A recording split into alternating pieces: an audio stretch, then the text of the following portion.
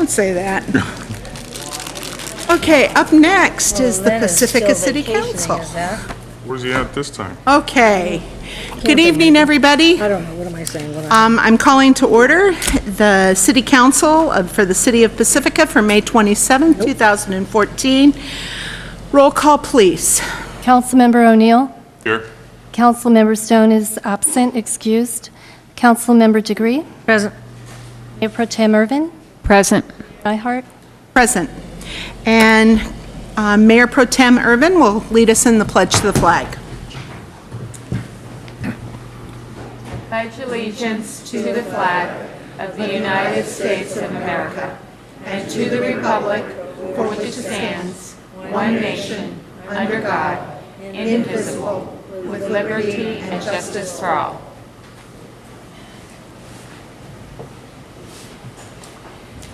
And there was no closed session, so there is nothing to report, which brings us to the consent calendar. And I just have one item. I wanted to call to people's attention the apostrophe was incorrect on the mayor's. It should be the mayors, meaning both mayors, mayor and mayor pro tem. So it's apostrophe after the S. Yeah. For the beautification. For the beautification awards, yeah. Okay. I have, what's the pleasure of the council? You have a question here? Okay, Councilmember O'Neill? I have a couple questions. Oh, talking to this day. It's been 2 weeks, guys. Give me a break, okay? It's hot up here. Oh, that was good. I have some questions on item number 3 and would like it kind of pulled until, for the motion. You want to pull the item? Well, I just wanted to ask some questions, and if they might get more detailed, I wanted to, Okay. be sure they were okay. All right, we'll pull item number 3. Other than that, I'll make a motion to accept the consent calendar minus item number 3. Second. Okay? It's been made and seconded. Please vote. And that passes 4-0. And we're going to take the consent item right now, which is item number 3, resolution of intention to continue the Business Improvement District program and levy the annual assessment for fiscal year 2014-2015. Staff report, please.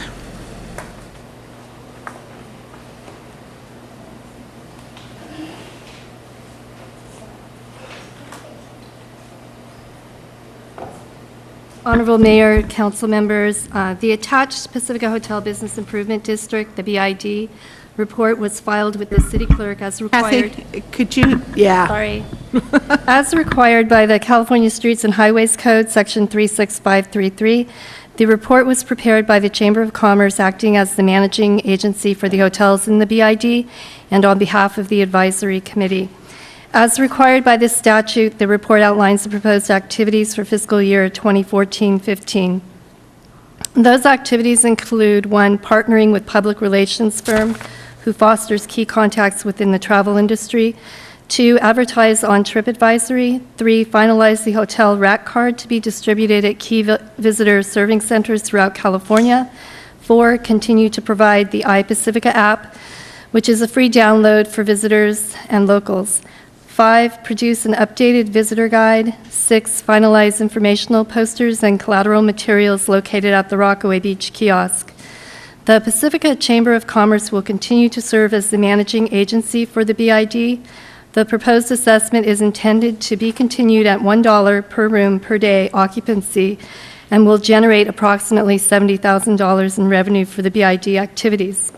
Before levying the assessment for the 2014-15 fiscal year, the statute requires the City Council adopt a resolution, 1, approving the annual report filed by the district, and 2, declaring its intent to levy the annual assessment at the rate at which the assessment will be levied, and 3, setting the time and place for the public hearing to receive any protest. The resolution included with this item accomplishes these requirements and sets the public hearing for June 9th City Council meeting. Okay, questions from staff, or from council? Okay. Oh, now you got me doing it.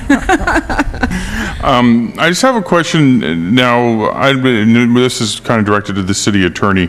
I know the city of Pacifica collects the revenue from the BID, which is sent to San Mateo and then sent to us, and then we release it to the chamber. Is that correct?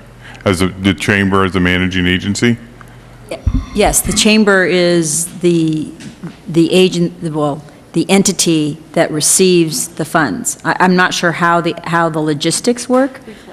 We collect it, but then we in turn give it to the chamber. We do not retain funds except for, I'm assuming that we collect some administrative fee, or? If I might, Lori Tinfo, City Manager, we actually collect it in the same way that we collect the transient orient. Why do I always stumble on that? The TOT, the transient occupancy tax from the hotels. They also remit the bid amount to us. We collect it. We do not assess an administrative fee. We could, but we don't. And then we remit that to the chamber since they're the administrator for the BID for the hotels. Okay, so the question I have is, if with revenues of roughly $70,000, what managing agency is taking roughly 50% of that as management? And I was just curious, I don't know if that's something the chamber should answer at this point, but I was just wondering what $35,000 is buying. And do we have any sort of fiduciary responsibility with being it is public funds collected by us? We do have a fiduciary responsibility. The council is basically the taxing authority in this case, because this is a tax that we collect on behalf of the hotels, and the chamber has been designated as the administrator, so then we give the money to the chamber. We do have to make sure that it's being used in the way that the chamber tells us it's going to be used, but there's no rule about how much the chamber, as the body that administers it, can charge for that fee. As long as the hotels are okay with it, then the chamber can work out an arrangement that meets the hotel owners or hotel managers' expectations. Okay. Then is it possible to have the chamber come up and kind of tell us, or do they want to do it another point in the meeting as to what is 50% of the revenues? I mean, that's pretty high. Well, since they're going to be making a presentation in a few minutes, it may be covered in that. And if Courtney is not prepared to talk about that tonight, this is coming back to you at your next meeting for actual action, and so she can answer those questions then. Okay, we can wait till next meeting then, but I just want maybe reserve that we don't accept or vote on that until next meeting. So the public hearing is on this item is on June 9th. So I wanted to make sure that people know that so we can come forward with questions. Councilmember Degree. All right, if I understand correctly, though, at the public hearing, the agreement or disagreement is up to the hotels involved, correct? Not the public or the council? That's correct. They are the voting members of the assessment district. And so do they have to determine that night at the time we're in session? They do. And basically, the way it works is they need to speak up if they don't agree with moving forward with the bid. Okay. And then each hotel's votes are counted by the number of rooms in that particular hotel. And I'm assuming there's already a process of how the hotel people are ensured that they know all about this. Yes, I'm sure that's true. The chamber does a great job of managing their the bid for them. Okay, so one other thing I was curious about, which they can, is that the draft economic development we received from the consultant in connection with the Economic Development Committee recommended that they actually increase the BID, so I'm curious as to about that. Well, I think that would be a great question also for Courtney to answer for you in terms of how they've decided on the dollar per room per night and whether they considered anything different. Right. Thank you. Okay, so then just to kind of clarify then, we're asking the other nonprofits to give an accounting for the money, but we basically turn the check over to the BID, and as long as the hotels agree to how it's spent, it's okay. So like the report we have from them now is fine, meets all the requirements for a BID report? I mean, technically, the chamber has met all of the requirements in order for the city council to move forward and levy the tax. What is happening tonight, however, is that the council is noticing its intent to go ahead and levy that tax, which you will be doing at the June 9th meeting. You're not levying it tonight. But what you are doing by adopting this resolution is approving that report that is attached to the resolution tonight. So if the council has concerns with regard to that report, my recommendation is that you ask those questions of the chamber now before you approve this resolution, so that you can feel comfortable when you're approving it, that you are approving the report as well. Okay, so then is it allowable, since I didn't get a chance to call them, so I don't want to, cold cock them or whatever, but can we ask the questions now and have the report next meeting, June 9th? Well, I think that the chamber was aware that this was on the agenda tonight. They knew that their report was on the agenda, so they are most likely prepared to answer your questions if you have any, and I think it's perfectly appropriate to ask a representative from the chamber. Actually, I was going to intercede here and say exactly that. If the chamber president or CEO would like to come forward and answer the questions for the council, that would be great. Just come to the podium.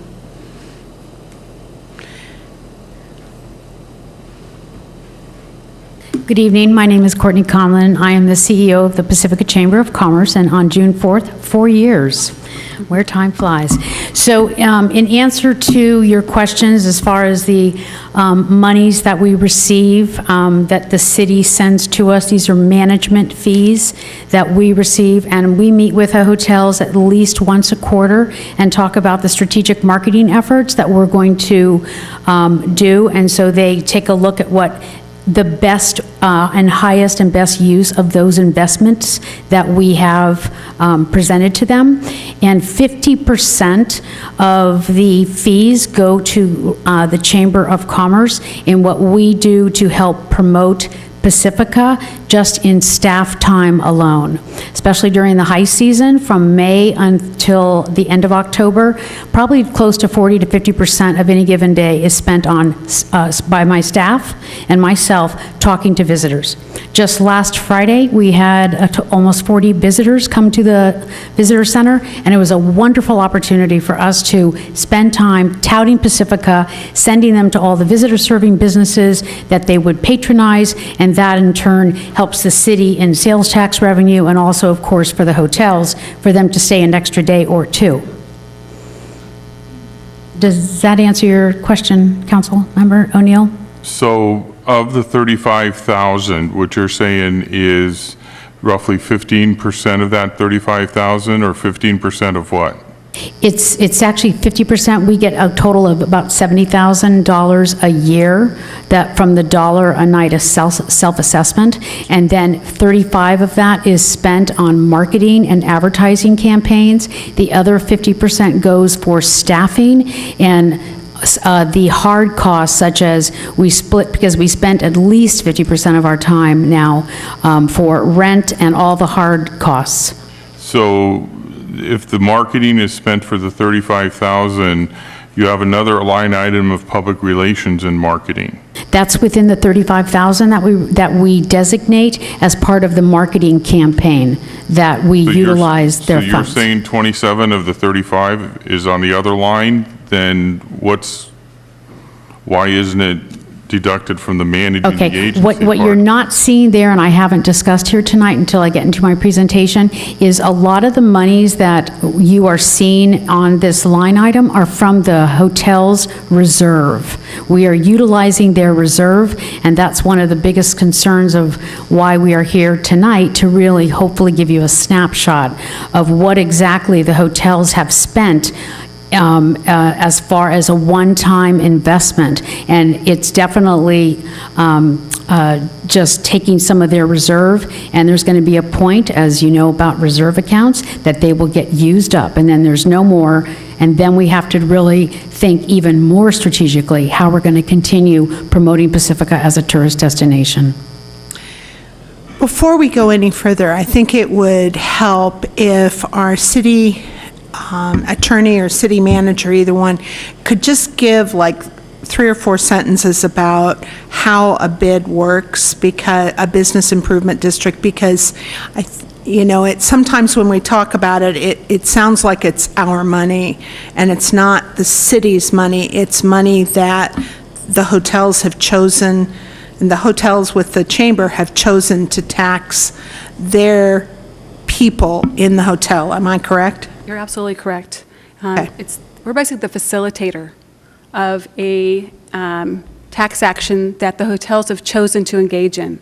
And the bid law is designed just for that, to be a tool for businesses, but whether it's hotels or other kinds of businesses, restaurants, can work together to pool their resources and then do things like the promotion that Courtney was talking about. And just as a side note, the 50% of the fee may seem big, but if that bid had to go out and hire somebody to do this for them separate from an established business, they would very likely spend more than the $35,000. I'm sure that's why they've chosen to partner with the chamber in this way. So yeah, we're a facilitator for this tax assessment. So we simply collect it and turn it over to the people that have chosen to tax the folks in the hotels. Okay. Exactly. Mayor Pro Tem was next. Just a quick comment. I just want to say that I really appreciate the efforts that Chamber and the hotels are making to enhance tourism in Pacifica. I think it's a really vital service that you are providing to the city of Pacifica, and I appreciate that. And I am concerned about the fact that it does look like the reserves are dropping.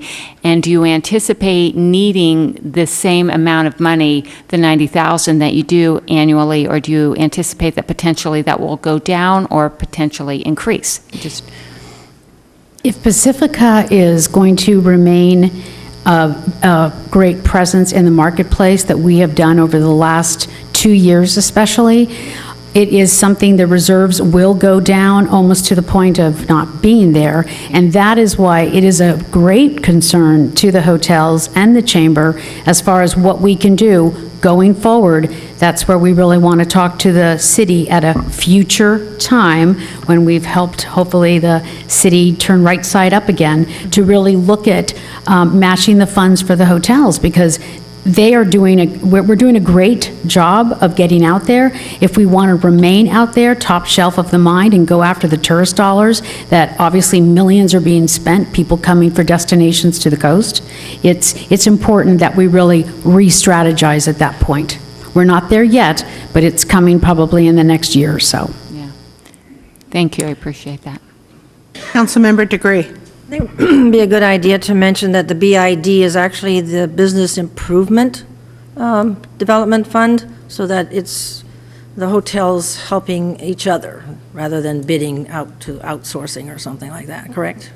Right. They are a group of 6 of our hotel properties Thanks. that comprise the bid. Okay, any other questions? Anyone from the audience? I have no cards on this, and seeing no one, I'm going to bring it back to council for their decision.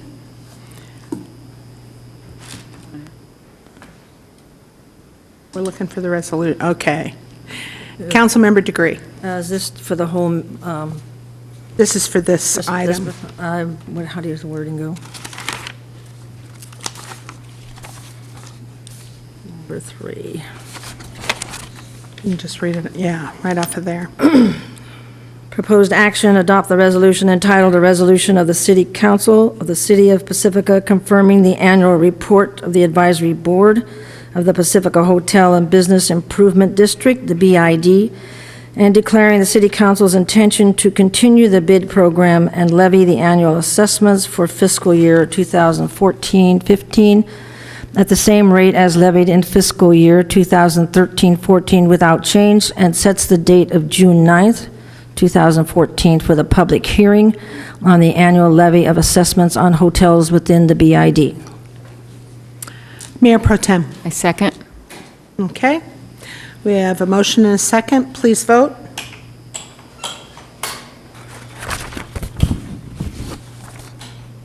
And that passes 4-0. Special presentation. we come to, you're right up here, so you I'm might right as up well here. stay. You notice I Thank you. didn't leave. Okay. Pacifica Chamber of Commerce, Courtney Conlon is going to give us a presentation tonight. Thank you very much. Good evening, Honorable Mayor and members of City Council. Again, my name is Courtney Conlon. I am in charge of the Pacifica Chamber of Commerce. And my goal here tonight is to provide a snapshot of who we are, what we've been doing, and where we hope to continue going. And I just want to take this time, though, the audience, there's quite a few of us here, and I haven't had the opportunity to be in the same room as so many passionate people of Pacifica, and it feels really good because we all are in this together. I really do believe that more and more. We are all one, even from the City Council podium to the back of the room where Chief Tossa is holding court. Okay, so I just want to turn on my PowerPoint. That would help, okay? So the Pacifica Chamber of Commerce, what does commerce mean? Commerce means business. And we are a membership-driven organization that is committed to supporting the local businesses and promoting the community. And when we do talk about promoting the community, that has a lot to do with all of the efforts that we've put into marketing, which I will get into. Right now, I have a picture of our 2014 Board of Directors, of which we comprise of 13 longtime successful business owners, and just collectively, they represent and employ over upwards of 200 local Pacificans, as well as have put together the great minds of about 300 years of running successful businesses. And this group of my board members really represent the heart and soul of our community, and that's what I say about each of our chamber members.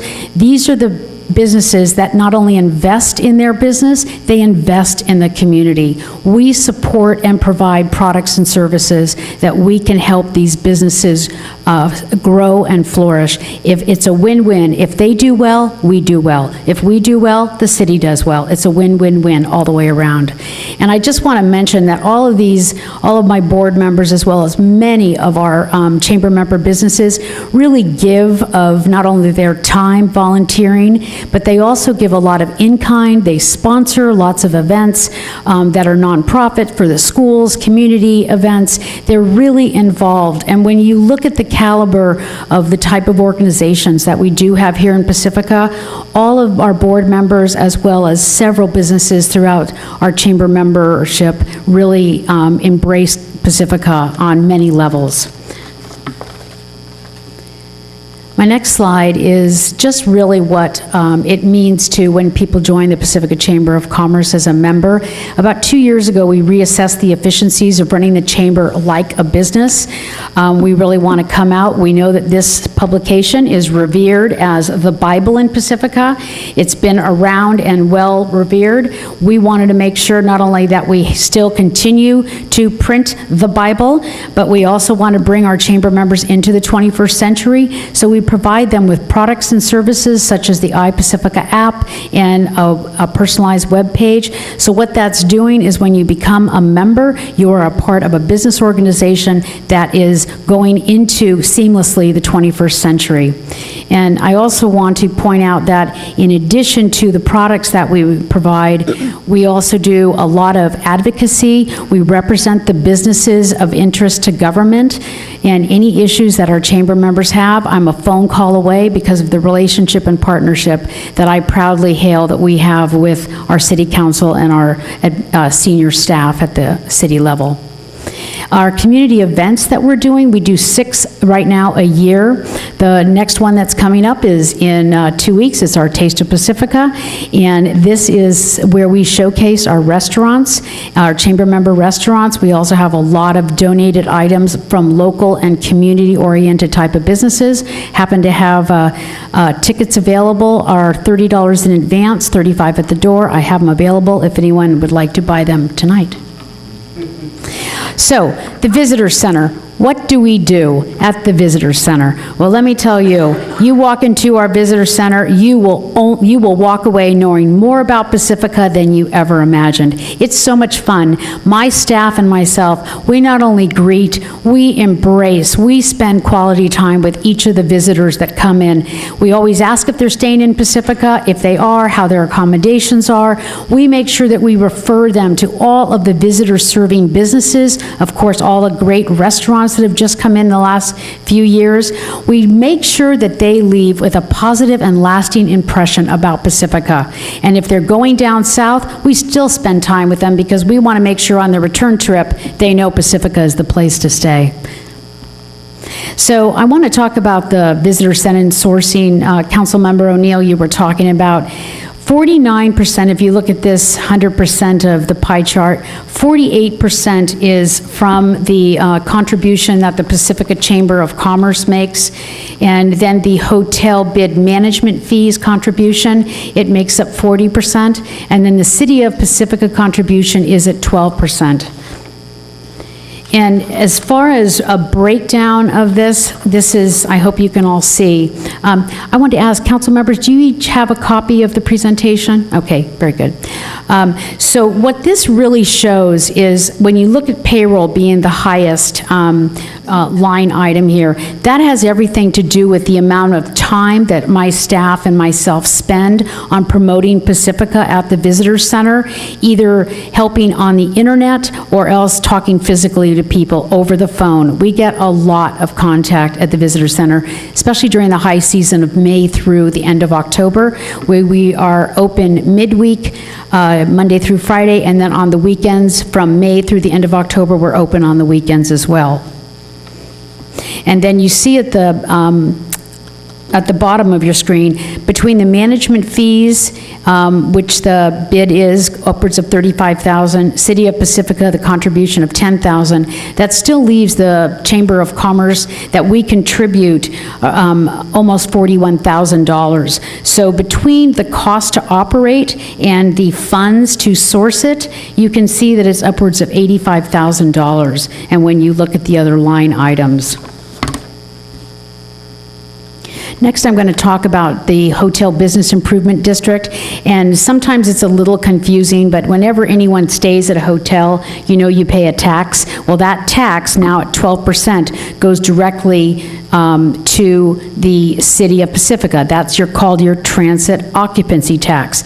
The Hotel Business Improvement District is completely different, as we were talking about earlier. It's $1 a night assessment that the hotels send to the city. They administer those funds back to the chamber, and we manage those funds in complete agreement with the hotels of how to best maximize and utilize their investment. And I want to make note here, the reserve monies that we have been using over this last 2 years, these will be one-time investments. Branding Pacifica and getting the website built, that was upwards of $14,000 alone that we used. We knew this would be a great use of our monies to invest in a website that is engaging, that has a lot of value. So we've spent a lot of time and keep spending time on making our, the Visit Pacifica, which sits on the same web platform as Pacifica Chamber, as robust as possible. We also have the hotels, they launched the iPacifica app, which is a free download for all visitors and locals. All our chamber members are listed on there. It not only has the real-time trolley tracker of the Devil's Slide Tunnel, Devil's Slide Walking Trail, which we now have seen an uptick of over 1,000 downloads, and we also have all populated our centralized community calendar on both our website and our iPacifica app. Probably the most important line item here is we've hired a public relations firm. The owner sits on the board of the Bay Area Travel Writers, and we have successfully had, and I'll go into my next slide, we have successfully hosted 2 media trips in 2013, and that equated to 17 travel writers coming to town. We have secured placements in at least 25 outlets, and I want to just go to this next slide because you can really see the caliber of articles that have been written and where they are placed. Those all are on our website for anyone to enjoy and read about. And let me just go back here again. So with the hotels, we also have created a promotional video. Perhaps some of you have seen it. We have our own YouTube channel, and on that, it showcases all the things that Pacifica is, which we have branded San Francisco's beachfront playground, and it really does showcase one, our ocean, our biggest and most beautiful asset, especially in the last few weeks that we've had this great weather. And this has been shown on Channel 5 once in November and also in May. And each time we get those type of videos being played on the Channel 5, we get upticks to our website. We get more hits. And as far as establishing a news blog, that's been really beneficial because it does have a lot of great information that people can access as well on our website.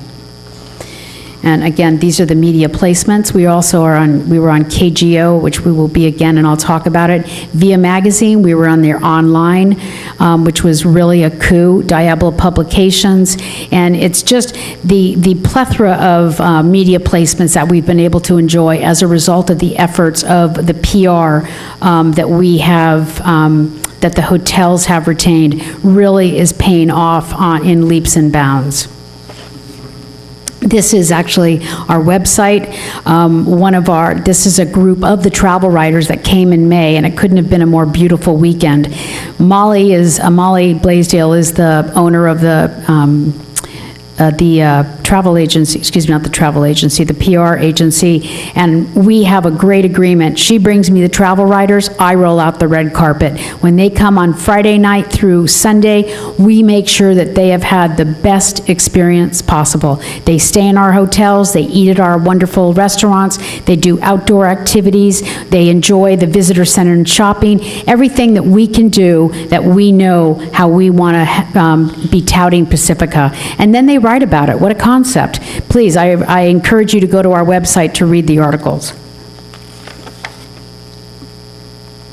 So this is we have our own YouTube channel, as I said, it's Pacifica's Time to Shine in the Marketplace. We're very proud of this video. It's something that lives evergreen on our website as well as the cities, and I encourage any of the organizations here tonight, please put it on your video, put it on your website, because the more people that see this, it'll encourage more people to possibly not only come to visit, but also maybe that they want to live here, because we know Pacifica is a pretty cool place. So our 2014 proposed strategic marketing campaign, the first line item, the hotels retained the public relations firm once again because of the great benefits that they saw from what we had accomplished last year, so they want to give it another year. And this again is coming from the reserve. It's $24,000 a month, a month, yeah, right. Then we'd really be out there. $24,000 a year equates to $2,000 a month. And as far as posting themed press releases, we're doing that on a really regular basis. And in April, we hosted the 30 of the Bay Area travel writers. Council member Karen Urban was with us, and it was just a great time to showcase our Devil's Slide walking trail, as we are the gateway to the walking trail as well as the tunnel, but it's the walking trail we really want to get people to, because Supervisor Horsley has said that guesstimate about 80,000 people will be coming to the walking trail. So we encourage all of our restaurants, all visitors serving, to come up with something Devil's Slide shaker, Devil's Slide sandwich, something Devil's Slide, and let's have, just a fun time with making sure we support and promote our walking trail. Then right now we're currently doing a radio campaign in San Joaquin Valley. We're telling people to beat the heat, come out to the coast, breathe in some fresh ocean air, and that is something that we're doing currently right now with the radio station that has a far reach in the San Joaquin Valley. We're also looking to showcase on KGO Radio with John Hamilton on the Go Travel. It'll be a live broadcast. We'll do a live remote here in Pacifica. We're also looking at being on NPR later on in the year, and then we're also going to accommodate another group of travel writers in the fall. And as far as the kiosk in Rockaway, we're also really looking to do more of having that as such an informational area that people can really go to learn more about Pacifica. So as far as knowing that the city council, you know, all the things that you are having to deal with right now and trying to balance your budget, we talked about as a chamber board and with my chamber, and we said, you know, what can we do to help the city? And we want to establish a campaign to really tout and support the city. And knowing that Pacifica is the lowest sales tax generator in San Mateo County, which is about 6%. That's not much, folks. That as Pacificans, we can all help and make a difference. And we came up with top off your tank in Pacifica. And people say, oh, well, I can go to Costco. I can go to other places to get my gas. Well, you know, the reason why they get better gas prices there is because of supply and demand. If we buy in Pacifica, our supply and demand is going to be very in demand because we will have lower we will have lower gas prices. And the top 3 sales tax revenue generators is gas and food, and sometimes it's guns, and sometimes it goes back to maybe another visitor serving. But, you know, we're at least gas, let's all work on topping our tanks off in Pacifica. Let's help the city get as much revenue from there as possible. Bring it up from 6 to 10 by the end of this year. How's that, Marianne?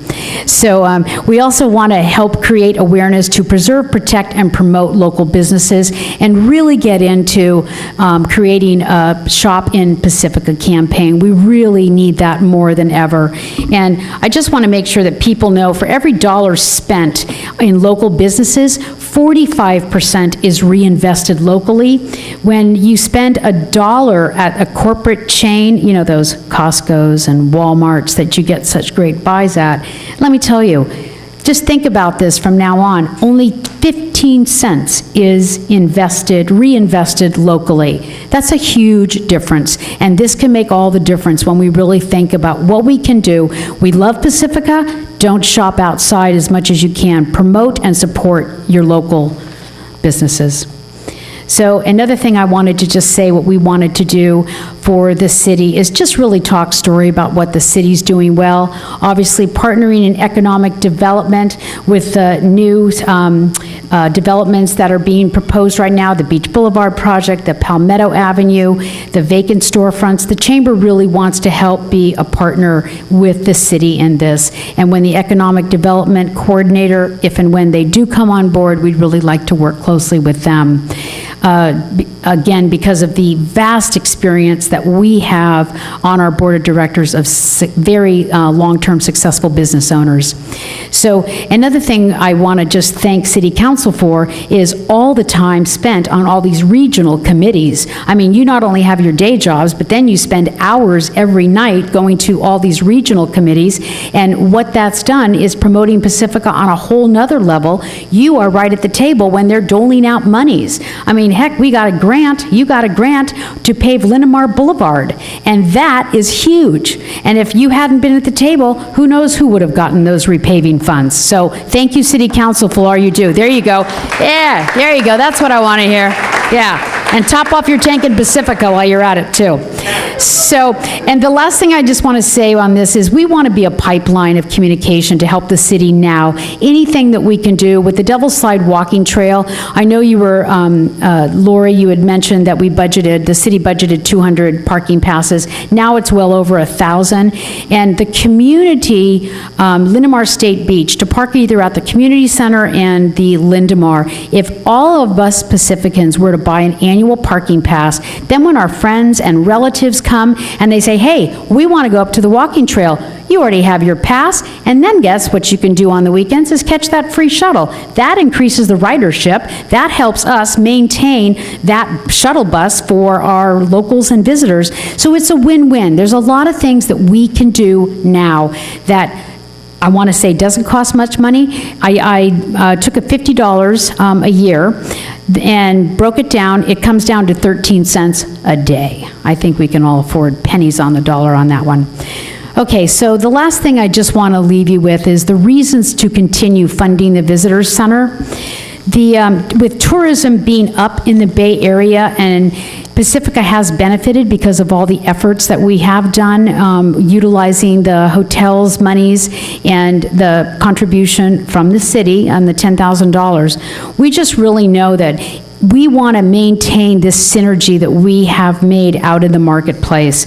We don't want to be left behind. We don't want to remain the best-kept secret. There's tourist dollars out there. We're getting some of it. I don't want to stop that momentum. And I really hope this city, at some point, again, when you're fiscally upright, that you can look at this as something that you too want to help as a win-win for an investment. So the Visitor Center is perhaps one of the only investments that the City of Pacifica makes that does increase the revenues and nourishes a profit for the city. So we are asking the city for consideration, based on all that we have talked about tonight, to receive the $10,000. If we do not receive the $10,000, we will keep going as much as we can. It will reduce staffing, it will reduce perhaps the hours. That's going to be a drop in revenues. There are repercussions from that.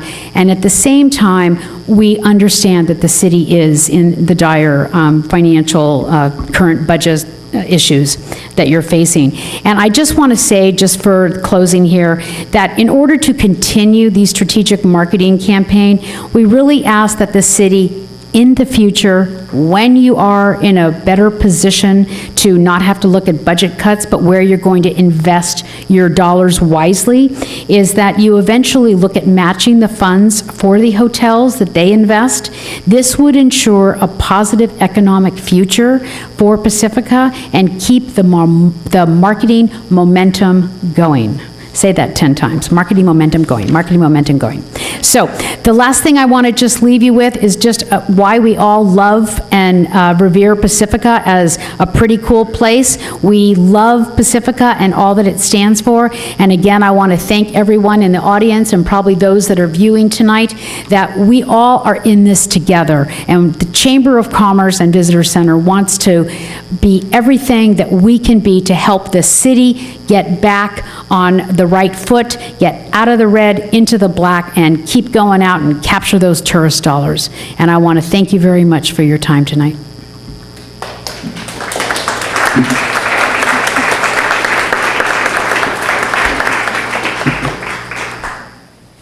Well, I imagine we have a couple questions from council, Courtney, so don't run off. But I do want to say, you know, out of all the presentations I do, it is really nice to know that somebody listens. And so I saw it in there. I want to acknowledge it. I was talking to them when our city manager and I attended a board meeting, and I was talking about our sales tax. And just because we're going to get into this later, we get 1 cent out of the sales tax. We get 11% of your property tax. We don't get a lot.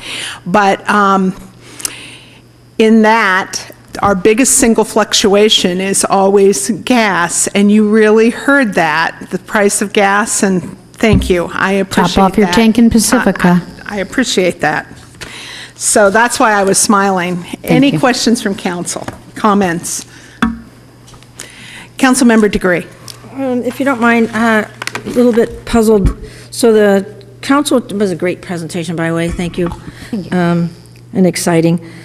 Council, you mentioned that the chamber membership, and you also mentioned visitor center. So if I were a business but was not a member of the chamber membership, does that affect, how does that affect me?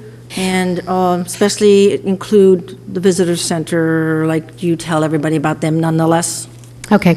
We are a membership-driven organization. When you are a member of an organization, then we support those businesses that are members of our organization. In all that we do to promote Pacifica, all businesses benefit. The community benefits. For our members who invest in themselves and invest in our community, we support them and we do recommend them. I do have to say, in Pacifica Tribune, when they had the best of the best, 99% of the businesses that were recognized were chamber members. And that just shows us even more that these are the progressive type of businesses that feel a sense of wanting to be a part of a business organization that not only supports the business community, we're the voice of the business community, but we also promote Pacifica as a whole. Okay, so I'm still a little bit... Okay? In answer to your question, no, we do not promote businesses that are not members. And by promote, you mean exactly what? If someone comes in and says, I would like to go to restaurants, we have close to 35 restaurants in town. I haven't really counted, but there might be possibly 50. We have talked to every single one of these restaurants and tell them the value. You're looking at, for 0 to 4 employees, a lot of small businesses, for their investment, they would be paying less than $25 a month. And if they're doing nothing else to promote their business, we have that answer for them that really makes sense when you look at all of what we do offer. Okay, thanks. And Mayor Pro Tem. First, I'd just really like to extend my appreciation of your theme tonight, which was basically that we're all in this together. I so appreciate hearing that, and I think that it's very important as we move forward, and we are in our dire financial situation, that we have to come together and that we have to work together to find these solutions. So thank you for really bringing that forward tonight, because I think it is really important that we're all, considering those things. The other thing I really wanted to say is it's a point that very often has been brought up by chamber members and business community members, but I think it's really important to analyze and to think about how often people in our community are out of town. We leave the city in order to go to work. I do it every day. And the people that are remaining here in Pacifica are the businesses, and they generate, they help our nonprofits, they give so much to our community, and I think it's really important that that is acknowledged, and I really greatly appreciate the small businesses in Pacifica and all that they're doing, and with the help of Chamber, I think it's a really positive outcome.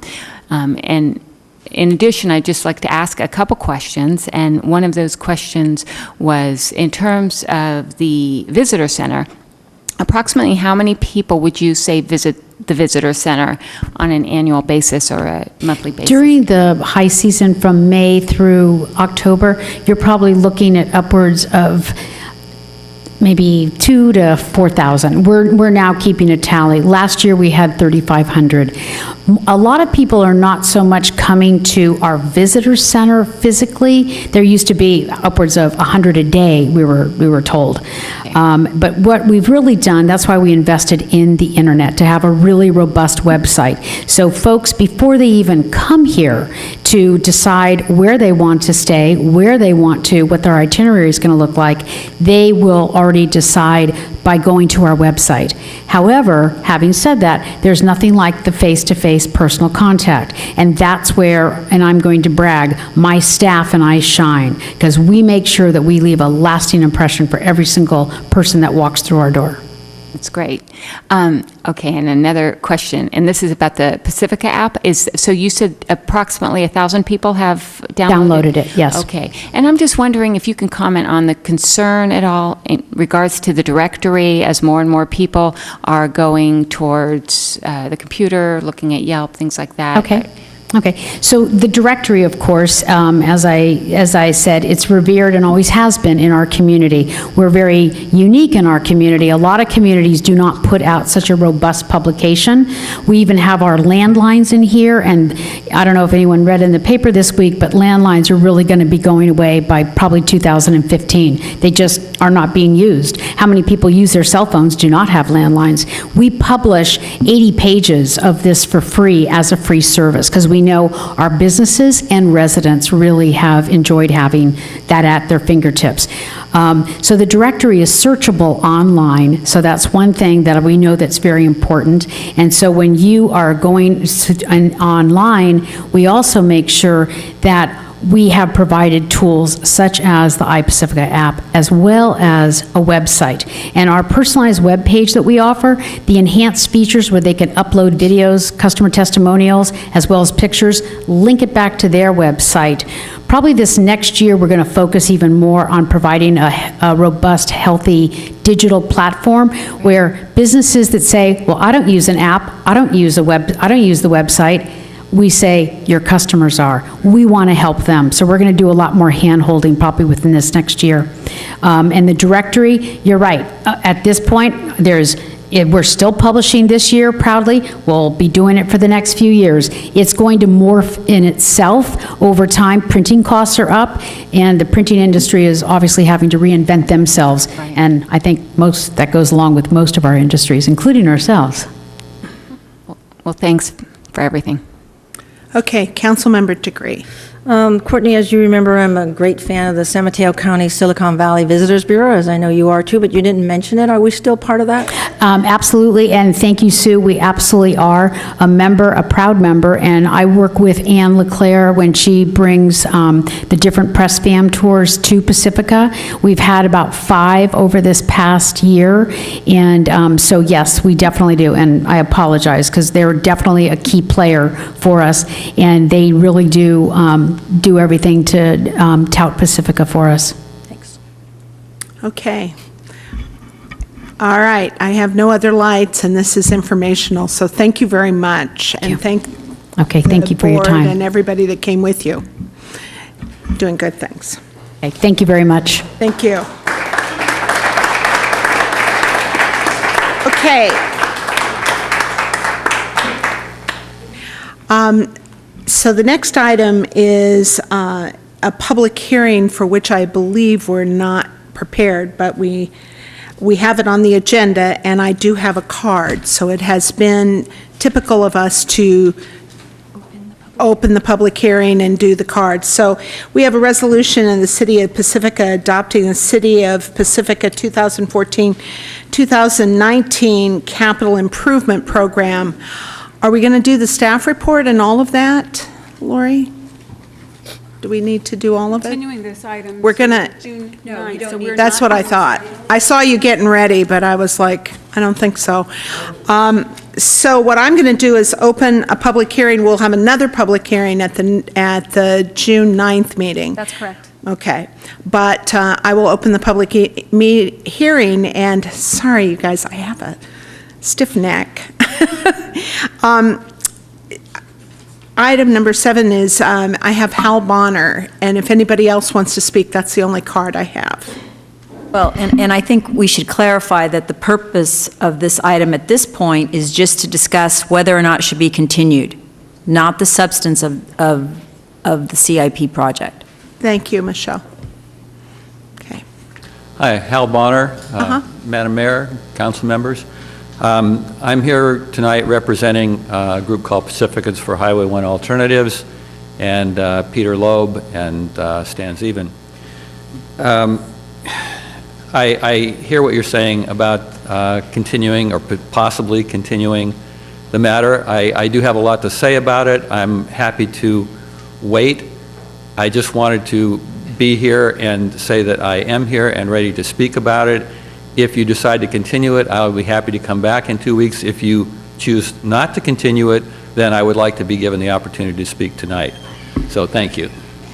Yes, and if it's not continued, you will be given the opportunity to discuss it.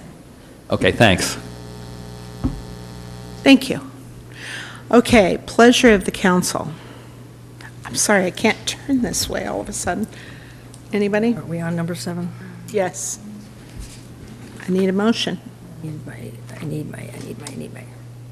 Okay, Mayor Pro Tem. I'll just make the motion to continue the council's consideration of the City of Pacifica 2014-2019 Capital Improvement Program to the meeting on June 9th to permit the council to first rule on the appeal.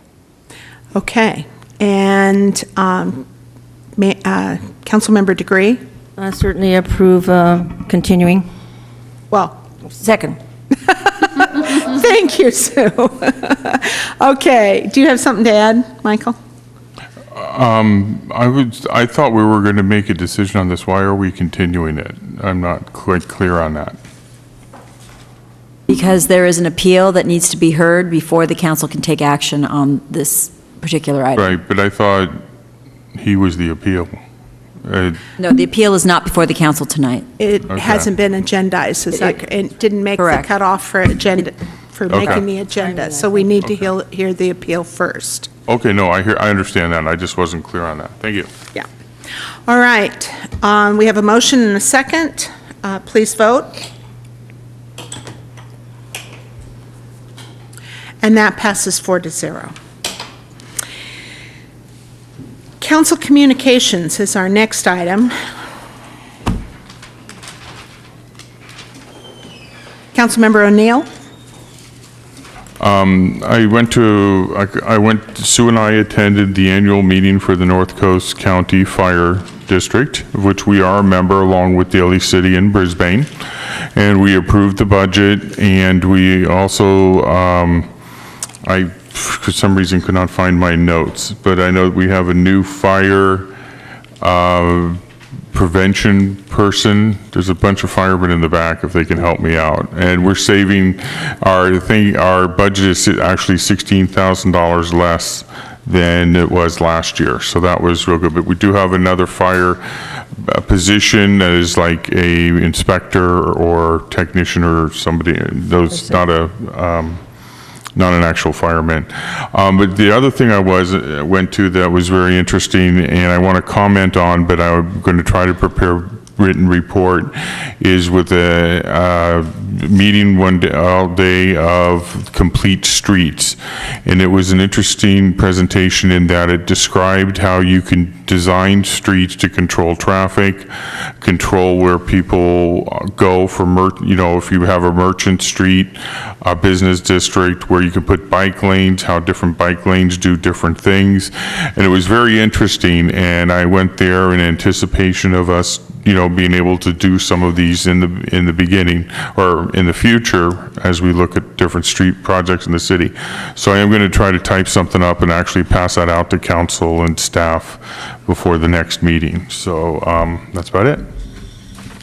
Thank you, Michael. Councilmember Degree? Right, those meetings are annual, and we do have a fire inspector, I believe that's the correct term. They can correct us if we're wrong. Yeah. I went to the annual Veterans Memorial that we have here in Pacifica. That's held at Chapel by the Sea, and as many of you know, it's because of the community input from the Chapel by the Sea itself, Nick Gust, Alan Hale, and quite a few other people. In 1989, I believe it started, and it's one of the few smaller cities, or cities in general, that have a memorial at their own city, and that shows community. It's the gratitude for community and the caring of a community. And as a military parent, I'm thinking of those 14 names that we read of Vietnam veterans. I'm sure that in the 1980s, when this was put up, that the families were given great solace just by the communities caring enough to go through the effort of having this there. And that most of those parents are probably gone, siblings and relatives are still around, and I think that impact of this community towards people, those Vietnam vets, all Vietnam vets, and veterans in general, because they come from all the different wars, we're very affected by it. And so I thank you, community, for that. And coming up on June 14th at the Surf Spot, the Pacifica American Legion Post 238, the American Legion Auxiliary, the Pacifica Veterans of Foreign Wars, and the Surf Spot wish to honor all Pacifica veterans, and the public is welcome. Also encourage you to tell Pacifica families that you know who particularly have a member now in the service, because we all respond in a different way. Some of us, like myself, want contact we go searching for another parent, and others prefer the quiet of their own family. So, but if you would at least try to reach out and let them know that this welcoming and appreciation day here in our community will be Saturday, June 14th, and arriving by 12:30 with a presentation at 12:30, and the city will be somehow involved in that.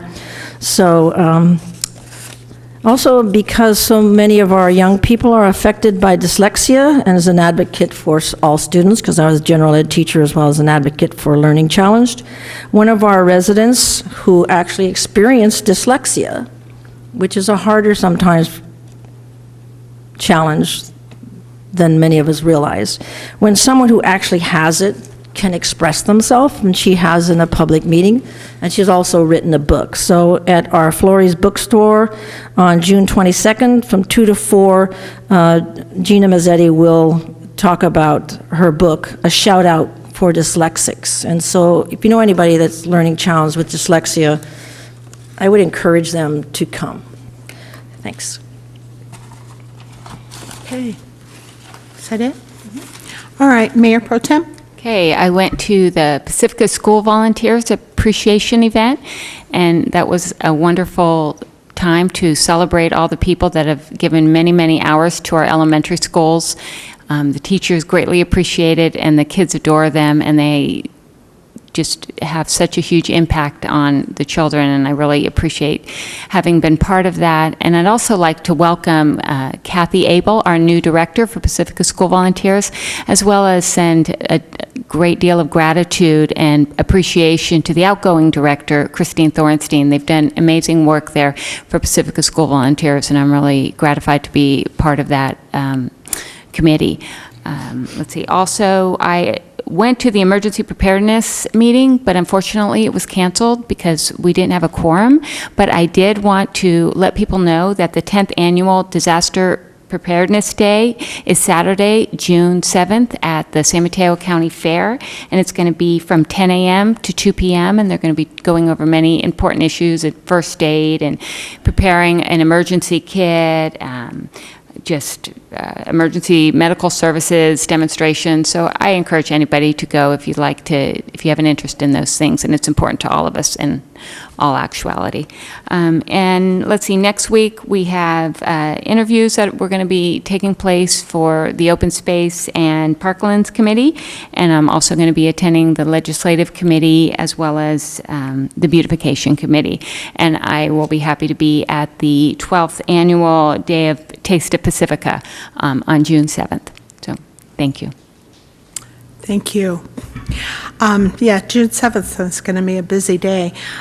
I appreciate Councilmember Degree's comments about Memorial Day. I had one of those little speech kind of days, so I was following Sue around, and I wanted to say that if you haven't been there, you should probably see the Liberty Garden that Mike Mooney has done, because we now have an honor flag for 9/11 with all the victims from 9/11 on it, and that was dedicated on Memorial Day. I also wanted to make some business. This is kind of that time that we can talk to council about things that are coming up, and I wanted to make sure that I had the advisory committee meeting for the City and County Association of Governments today.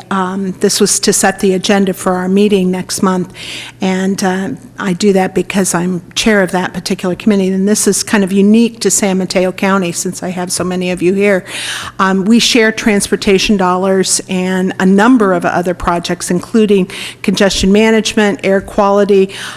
Interestingly enough, we're going after and are receiving a grant, and we're going to be talking about dispersing that as an incentive program for rain barrel captures in homes and commercial units as well. So there should be a lot of things on the agenda, but I wanted to comment that that Councilmember O'Neill is on the congestion management segment, and you guys must have been really busy because there was a whole bunch of items that came forward from all of you, so I'm very impressed with that. I'm also very impressed with what we're doing with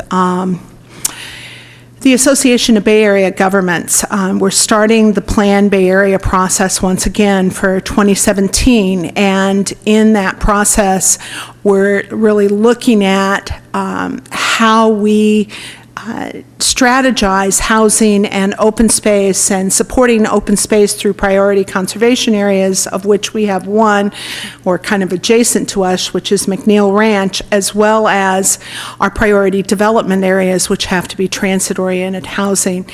Almost 90% of the OBAG, which is One Bay Area grant money, went to 11 cities, Pacifica not being one of those cities. And so having a priority development area is something that I'm interested in looking into and working on, and how we can get involved in that. And we are doing something kind of different this time, as we're actually strategizing how to reach cities and get the word out.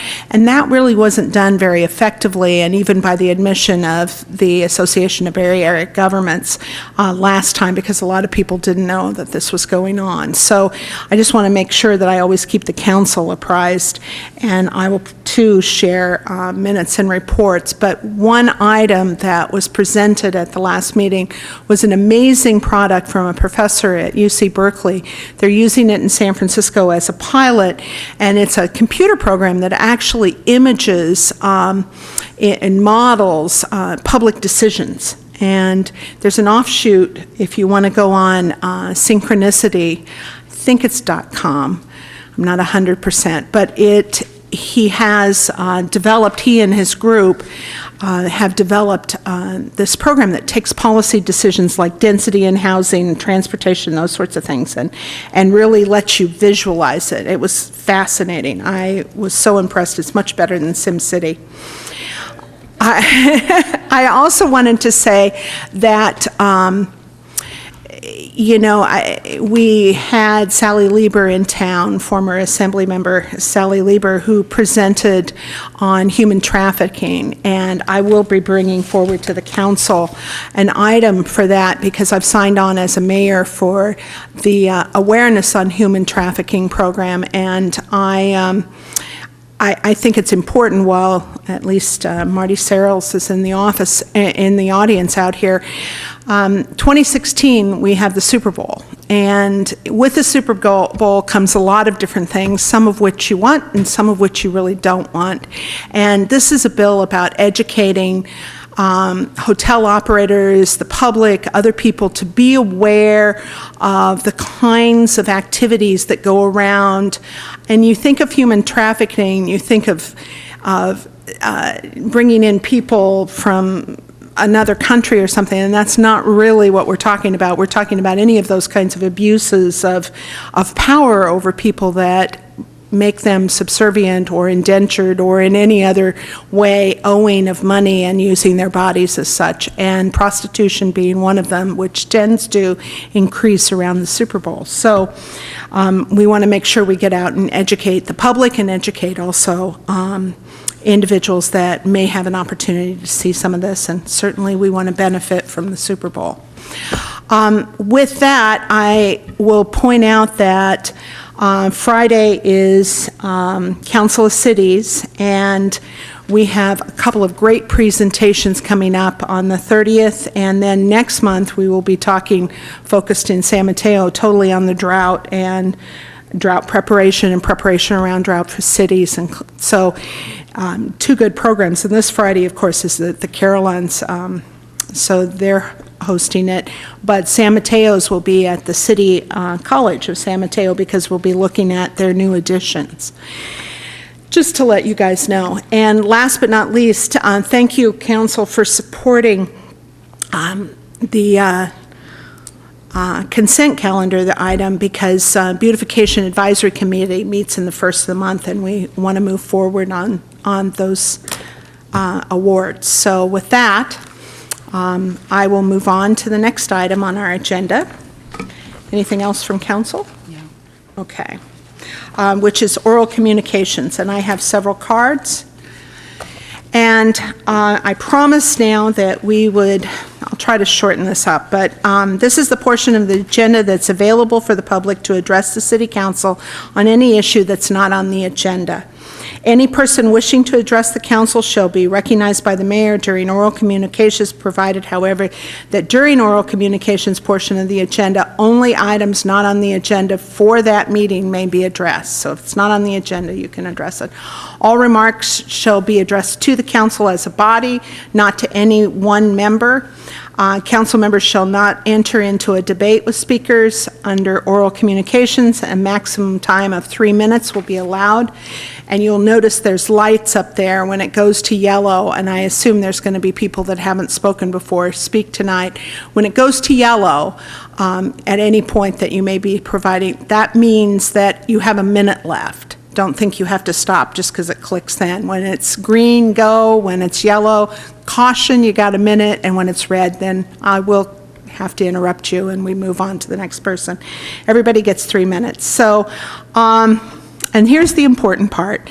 Any persons making impertinent, slanderous, profane remarks or who become boisterous while addressing the council shall be called to order by the presiding officer, and if such contact continues, may, at the direction of the presiding officer, be ordered barred from further audience before the council. So now I've gotten that out of the way.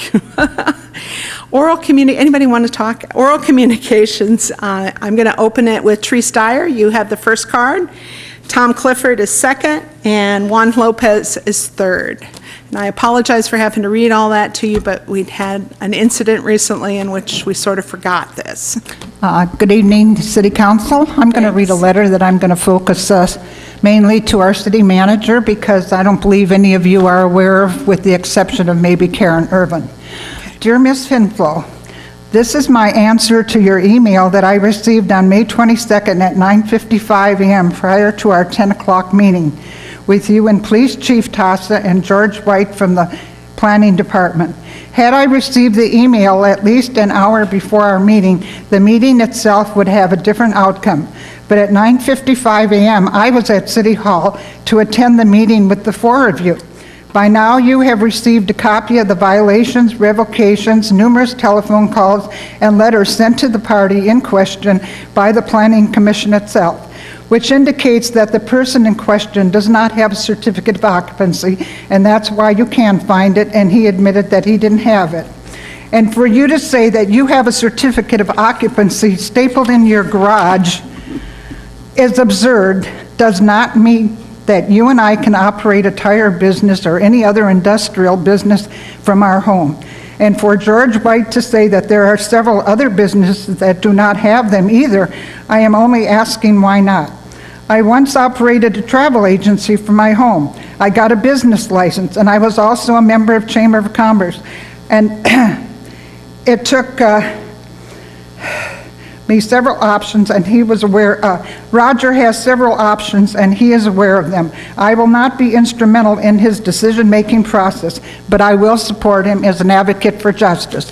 And also, you might want to reschedule a meeting with the four of us and include the city attorney, Karen Irvin, and Michael O'Neill, and I'm waiting for your response. Thank you very much. And if I have a few minutes left, I just want to reiterate that these violations keep going on. And from June of 24, 2013, I brought at least 5 of them up to you, and no one has responded to me yet. And you, Mary Ann, you called me twice about the unilateral sewers. I have not got an answer to that. You know, I disagree with the Chamber of Commerce. I do not want my taxpayer money, $10,000, to go to a non-department agency. I'm a president of a nonprofit organization. I do not get a penny from you. I don't even get listened to, but thank you. Okay, thank you. That's an item on the agenda. Tom Clifford, followed by Juan Lopez and Michael Stogner.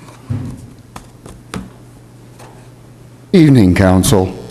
I'm here tonight to direct your attention to a public safety issue.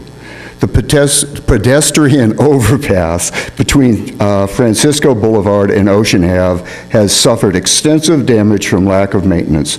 Large chunks of concrete are falling onto Highway 1, endangering thousands of people who are traveling each day. This is what I'm talking about. This is what's falling off of that overpass onto the highway. We need to do something. Council needs to do something. I have spent the last 4 years talking to engineering and city managers, and I get a lot of, it's going to happen, but nothing ever happens, and it's getting worse. At this point in time, now the suicide barrier, almost every one of the posts are rotted through. I don't know how much longer it's going to be before that winds up on the highway.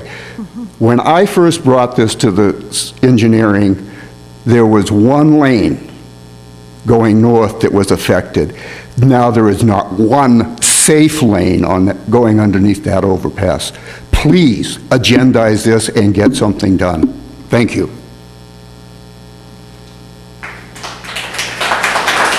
Juan Lopez, Michael Stockner, and Juan's first. I just read so you can be ready. And Marty Anaya. Madam Mayor, Honorable Council, just wanted to take this opportunity to introduce myself to the fine citizens of Pacifica. My name's Juan Lopez. I am the write-in candidate for Sheriff of San Mateo County, and I will be available after for any questions. That way I don't take too much of your time. Thank you very much. Thank you, Juan. And Michael Stogner and Marty Anaya. And that's all the cards that I have for oral communications. Thank you very much, Madam Mayor and Council. My name is Michael Stogner. My voice is almost gone. I also just wanted to stop by and say hello and introduce myself. I'm a candidate for District 3 Supervisor, and I'm also thrilled that Juan Lopez is available tonight, and he is a legitimate write-in candidate for Sheriff of San Mateo County. I've run for a couple different offices recently, and this particular election is quite different. And different from the point of view that the many newspapers are not paying any attention to Mr. Lopez. And they're not, I don't mind them not paying attention to me, but I'm very surprised when we have a sheriff candidate that is not just being paid attention by the media. I remember when we were children and we were in a circle and there was that exercise when somebody would say one word, to whisper one word to one person and pass it around the room, and by the time it gets to the other end.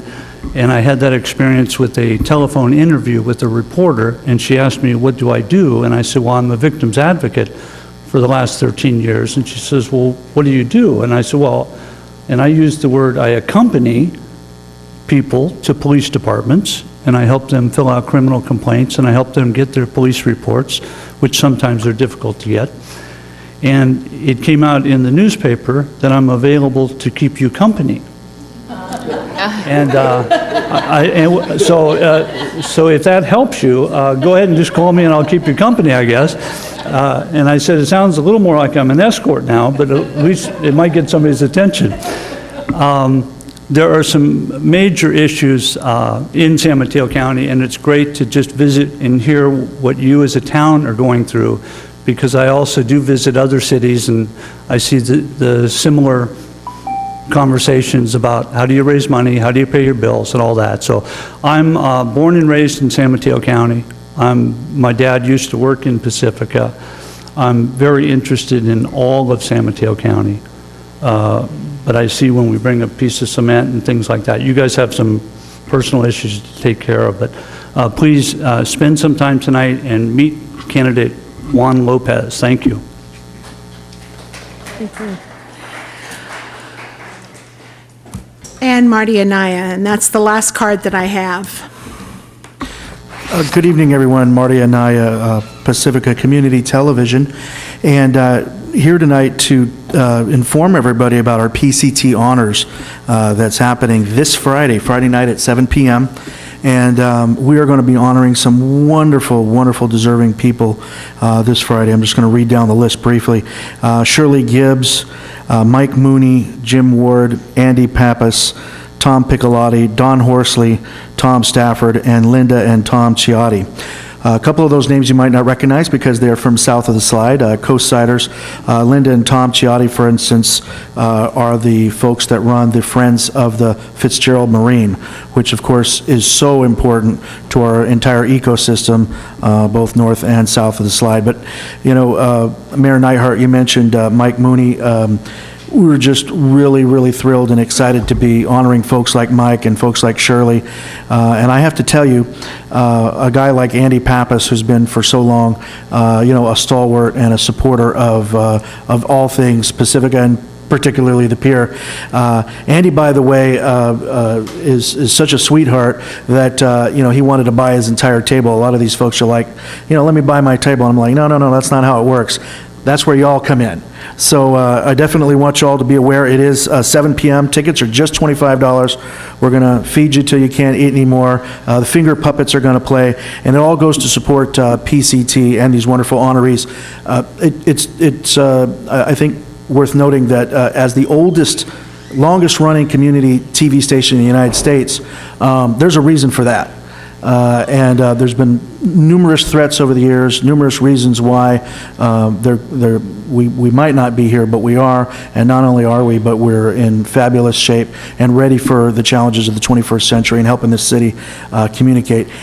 Chief reason being folks like this, these wonderful people that we're honoring, and folks that continue to give and support not only to PCT but to the entire community. So I'll have a few of these in the back if anybody wants to take them and put them up, but please do come if you can, 7 p.m. at Mildred Owen Concert Hall, and we do appreciate it. Thank you. Thank you, Marty. And I'm going to let the applause go through the orals, but when we get into the meat of it, I'm supposed to not let you do that. So just for that, I have one more person who wants to speak. Did you want to turn into a card? And if anybody else wants to join or turn in a card. Hi, my name is Chris Porter. I'm the General Manager of Recology of the Coast. I'm also the chairperson of Taste of Pacifica, which will be June 7th at Nick's Restaurant, 12:30 to 3.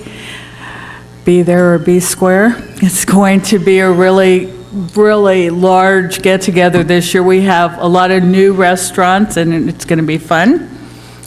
My number 2 thing is that Recology recently had disaster preparedness for Recology of the Coast. What would we do? And our disaster was that the recycling yard fell in the ocean.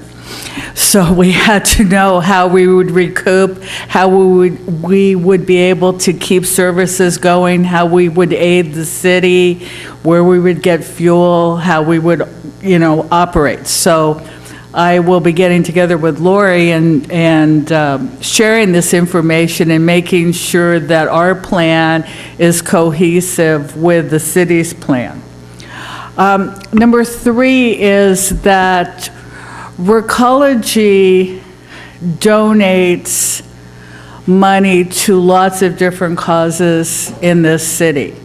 And any donation that Recology of the Coast makes does not affect the rate structure, as donations are a non-allowable expense in the rates calculation. So anything that we donate comes out of the Recology bottom line, and it comes out of corporate Recology. It has to be approved by corporate Recology. And it is at the discretion of the general manager of the different companies who we give money to. And, we have donated to the city. We are a big sponsor of the shuttle. And we're a big sponsor of about 100 other things. And unfortunately, I'm on the top of the list every year and have to answer to corporate why I'm doing this. But I believe in putting my money, my company money, where my mouth is. I work really hard for the chamber. We give money to the chamber. we've given excess of $10,000 to the chamber. That's how much I personally believe in what they are doing for this city. So, thank you. Thank you. Oh, okay. That's the last one. I want to check with the city manager, or city attorney. Just as an informational piece, we can't talk about anything has been brought up in oral communications, but we can't provide some information if one of us does that?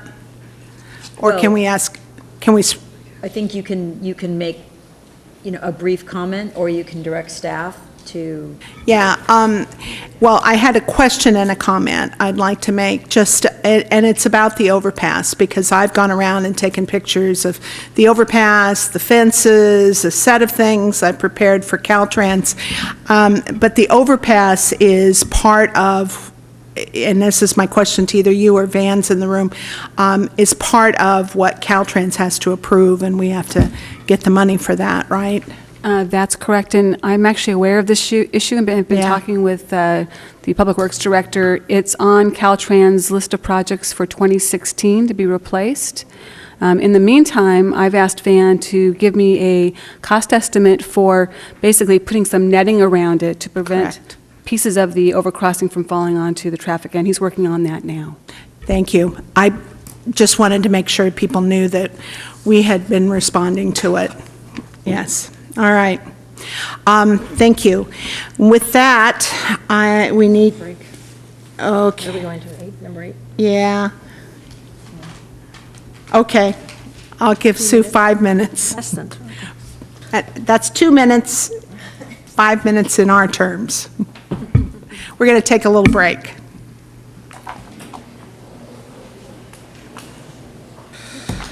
Okay.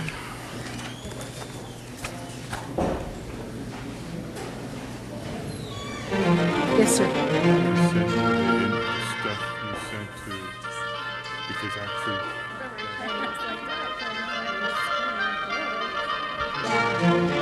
Don't forget the fences.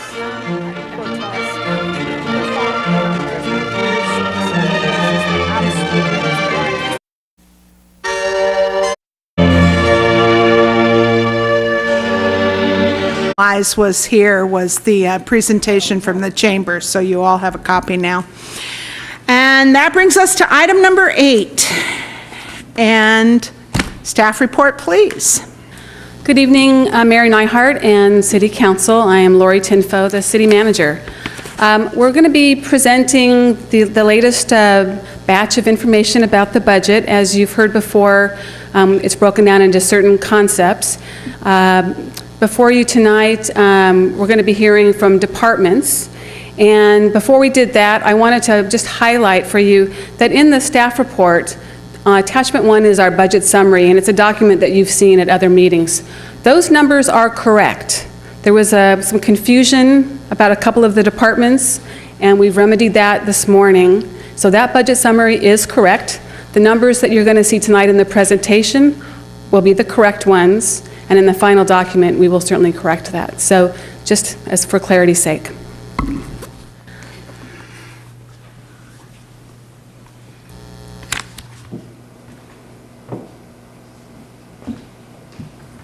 So just to be clear for you all and for the audience, our budget process started on May 12th, where I gave you an overview of the general fund for 14-15. Tonight, you're going to be hearing from the departments, and you're also going to be hearing more about the Parking Enterprise Fund that I've recommended we consider establishing to address parking issues in town. We've never done, my understanding is we've never done the department budgets in the way that we're doing them tonight and in this process. So each of the departments are going to be coming up to the podium, presenting their budget information and some key highlights, perhaps touching on a mission statement if the department has one. And it's a chance for you then at the conclusion of their presentations to ask them any questions that you might have about their budget. We'll next be together on June 9th, and at that time, you're going to hear from me about other funds. Those are the funds outside of the general fund, and in this case, it includes wastewater. So you won't be hearing about wastewater's department tonight. You'll hear about it on the 9th. You'll also be hearing about reserves. You'll be reviewing the fee schedule, and we'll be bringing forward capital projects at that time in concert with the action you took a few minutes ago to address the appeal, and then we'll talk more about the capital projects on the 9th. And as you know, this is all aiming for adoption on June 23rd.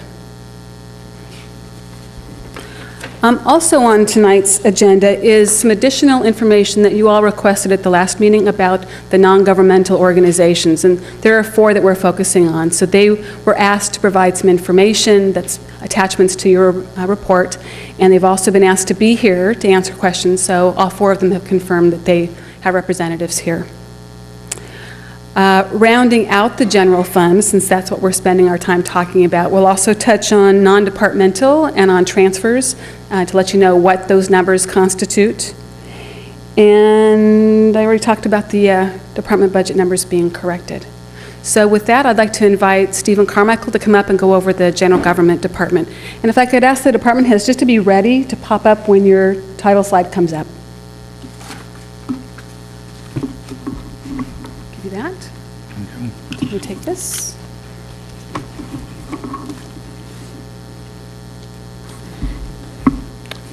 Madam Mayor, members of the council, I'm Stephen Carmichael. I'm the Interim Administrative Services Director.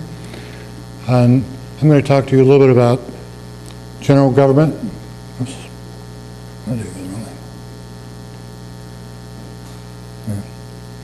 What we've done is we've put together the basically administrative departments or functions in the city, the council, the manager, the city clerk, finance, IT, human resources, city attorney, and put that all into one department and what the services provide are.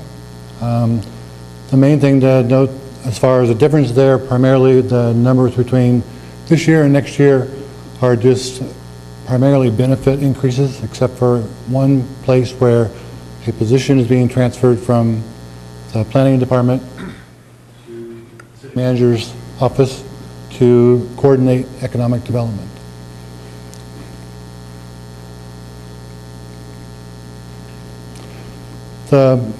We have several changes in these departments. We're talking about 3 different people or positions being changed, the analyst and the planning to economic development, like I just mentioned. And then an administrative assistant is being upgraded to an accountant in finance, and the assistant finance director is being upgraded to a financial services manager. These last 2 positions are being upgraded primarily because the significant changes in government finance that have taken place in the last 5 years. The Government Accounting Standards Board is the agency that oversees governmental accounting throughout the United States. In their first 25 years, they implemented 25 significant pronouncements as far as changes in how we govern and manage the monies of government. And in the last 5 years, they've enacted 28. So in 10 years, they did 25. In 5 years, they did 28. So the significance and the technical difficulty in what we do in finance has significantly increased, and so that's why we're moving these positions into a higher level of technical expertise.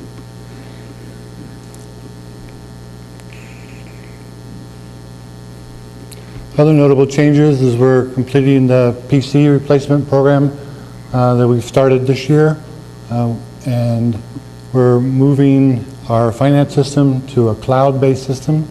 This is cheaper than what it is for us to pay for annual monthly maintenance doing this. It also enables us to spend $25,000 on something other than new servers to support the finance system. And we're hoping to consolidate all of our insurance needs with the Municipal Pooling Agency Authority because they're considered one of the best JPAs for liability insurance in the state, and we currently have part of our insurance being met by Municipal Pooling Authority and part by ABAG, and so we want to move from ABAG to the MPA to save us money and also get better service. And then we have this monumental task in HR of getting 9 new labor contracts completed.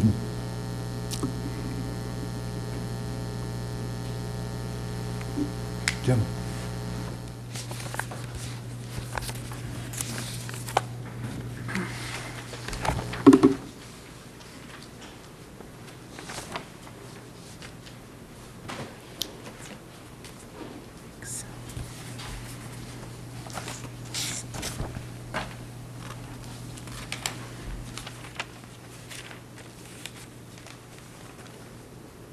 Good evening, Mayor Nyhart and fellow council members. For those that may not know me in the audience, I'm Jim Tasso, Chief of Police. This evening, I'm here to present you with an overview of the Police Department's 2014-2015 budget. Our first slide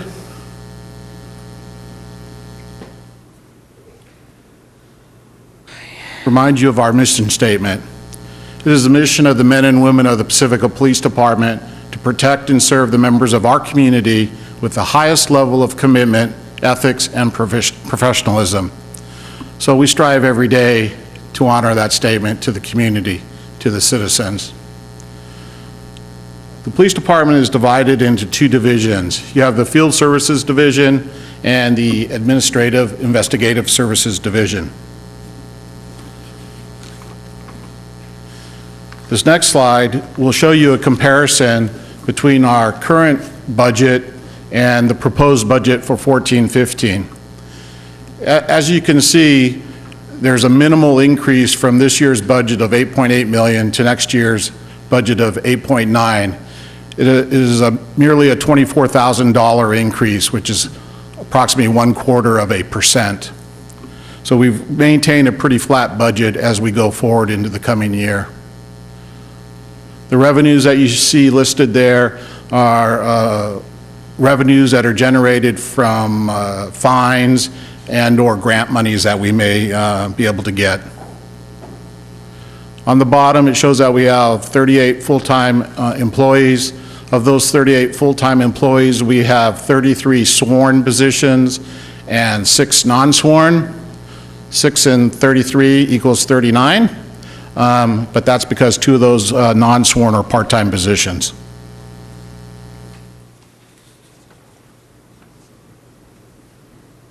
As I go into the next slide here, I'm going to talk a little bit about what we're looking to do next year as we enter into the new fiscal year.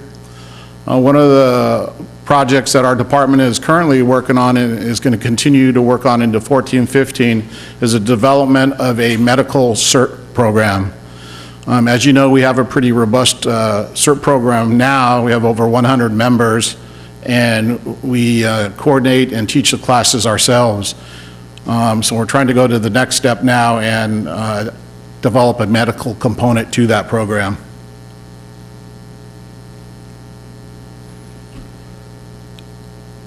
As we go into 14-15, we're looking to add a part-time community service officer position. This position is going to be funded through state grant funding, so there is no city funding that is funding this position. It will be a part-time with no benefits, and the grant funding that we have available will provide the funding for 2 years initially.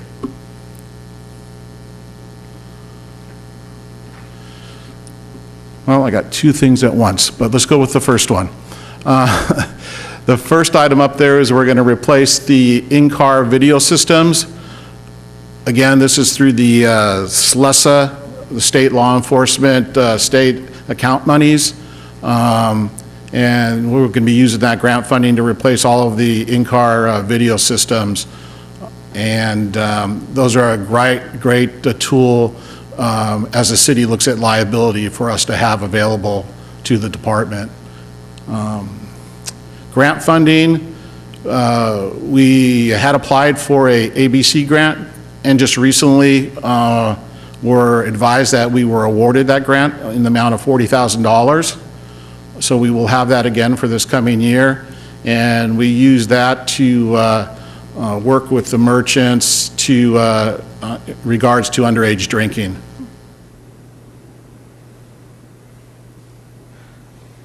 Another grant that we've applied for recently is for $94,000 from the Office of Traffic Safety with the state. And if funded, that will allow us to continue to do DUI checkpoints, select STEP program, which is Selective Traffic Enforcement Program, and to buy equipment for the department. And again, this is all grant funding through the state, and it utilizes no city funding. There's no match. It's purely money from the state.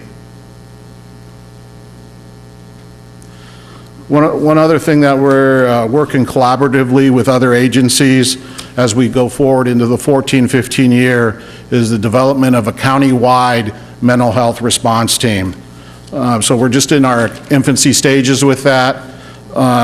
So hopefully that will come together, and we will continue to work with that. There's been a great response to it, and I can only hope that that's a program that does come together for the county and for the city. And one of the last things we wanted to share is some information about our volunteer program. We have currently 27 volunteers. The volunteers are made up of our police reserve officers, our explorer cadets, and our citizen volunteers. And they put in over 4,400 of hours a year last year. And they just do a number of things within the department and out in the community, a lot of things that we might not otherwise be able to do without their services. And I just want to add one last comment. When I mentioned the 38 full-time employees that the city does have in the police department, those 38 employees represent over 400 years of experience within the city of Pacifica.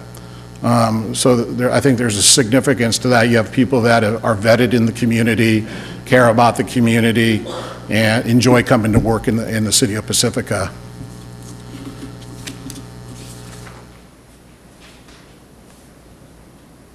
And fire's on. Did you have any questions? Or do we want to save those to the end? How would you like to do it? Well, I was thinking that we would go through all of the departments and then That's circle what I back to thought, questions. too. Perfect. So you're not completely off the hook.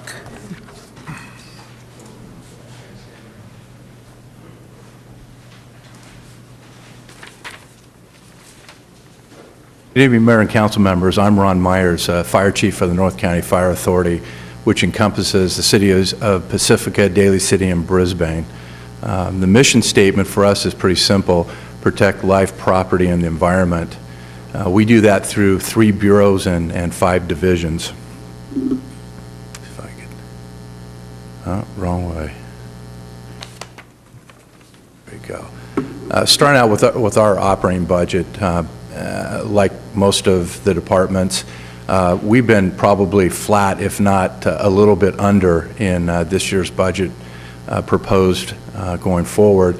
The difference up there, you see the increase of $300 or close to $300,000 has to do with a different way of accounting for employee injuries and actually putting them into the fire department budget, and then some other benefit costs that have gone up a little bit, but that doesn't entail any of the operating expenses. We've actually been flat, or in some cases have less money there. If you drop down to the cost recovery, really the only change there has to do with when we made some modifications to our fire prevention inspection program. And we have within the Pacifica community 26 employees, of which 23 of those are firefighting personnel.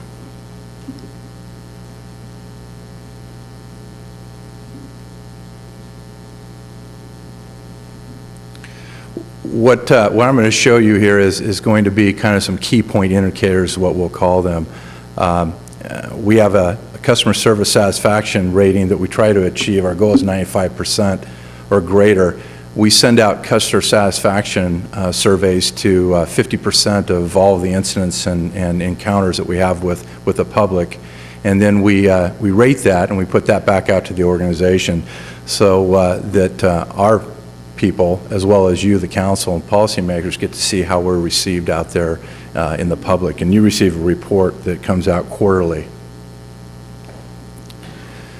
Probably one of the most important things we have to do is get to an emergency. And one of the goals we have is that 90% or greater will arrive at an emergency, primarily with one fire company for a medical emergency, within 7 minutes. And that's kind of somewhat, you'll hear that all across the industry said differently. And so what that means is the 7 minutes, we actually are quicker than that, but it takes a minute or less to process the call at the dispatch center.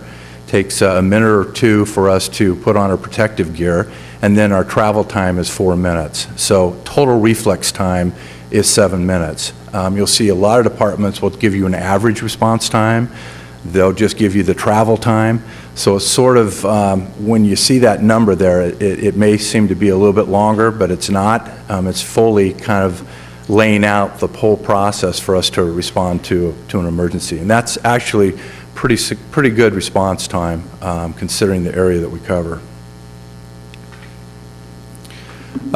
When it comes to fighting fires, it's a similar approach, but it takes multiple fire companies to arrive. And so what we look at is at 8 minutes to get 5 fire companies to a working structure fire on the first alarm assignment. And that's coming from multiple districts and locations.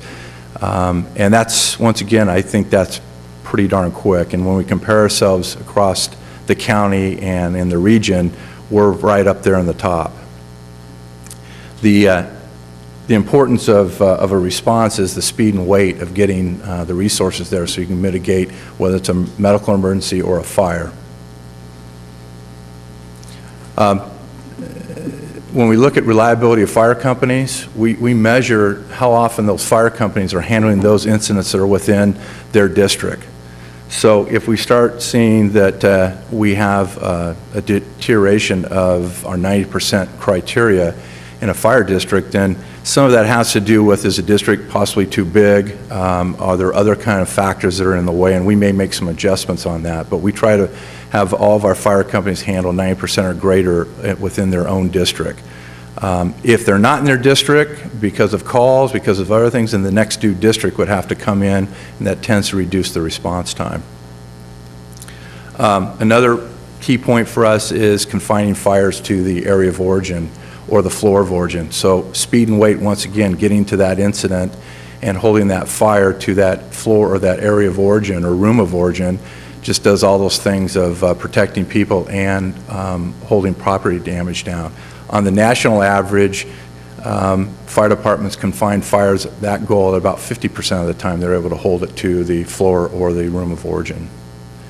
Along with that is the fire loss rate. We have a goal of holding that to $32 per capita.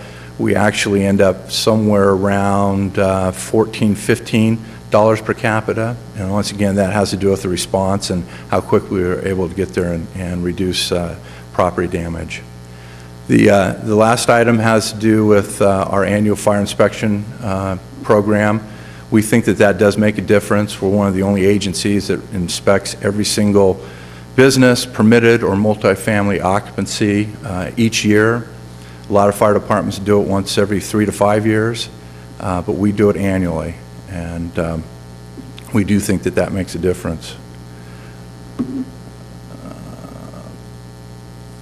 And I would say that there's a couple other I didn't put on the slide there. We spend a tremendous amount of time doing 2 other things, and that is training of our people. Our people spend about 220 to 240 hours a year of getting required, mandated, or recurrent training. In addition to that, all of our fire companies are paramedic-based. So you get a paramedic coming in. Those paramedics and EMTs are required to have continuing education, and that's done as well as other certifications that needs to be required to perform their job. We used to have to send those people out on overtime to get those hours, and now we do it on duty and have done it for many years in service. So we reduce that cost there, and we're able to train our people and keep that going. So with that, I guess we'll answer questions at the end. Thank you very much.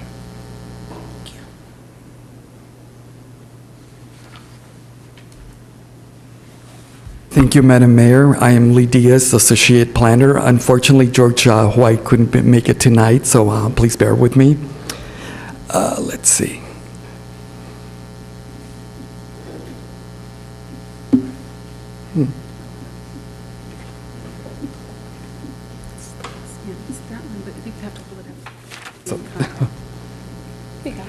Okay, here we go.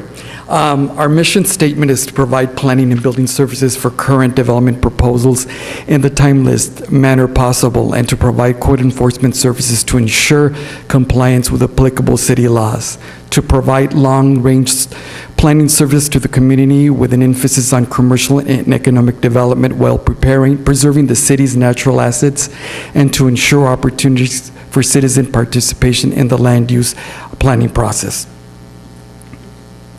Planning department consists of planning and building. Planning supports and implements the general plan and associated development regulations, completes special projects consistent with adopted city council goals. Building issues permits for all new construction and provides plan check and inspection services. Code enforcement investigates formal complaints received from the general public.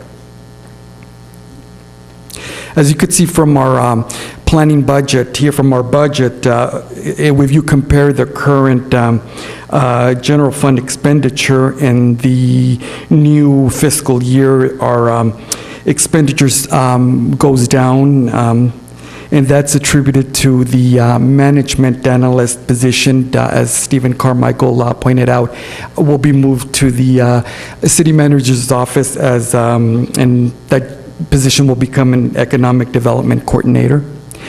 If you go down to the general cost recovery, our general revenue totals, if you compare those of the current year and the new fiscal year, will increase, and that's due to we have more of an increase in building permit revenue, and also with we're planning some increase in fees. And at the bottom where it says our full-time employees, as I mentioned, one of the positions will be moved, so we're going from 8 employees to 7 employees. The budget highlights for the planning department for the fiscal year to come are, of course, the general plan, local coastal plan draft EIR, which is currently in the review mode. We have the Beach Boulevard entitlements. As you know, this current place, recently the council approved mixed-use development that consists of a hotel, restaurant, residential, library, and that's currently, we're working with the Coastal Commission to obtain the final entitlements. We're working on the climate action plan, which we hope to bring to council in sometime in this summer, July, we're hoping.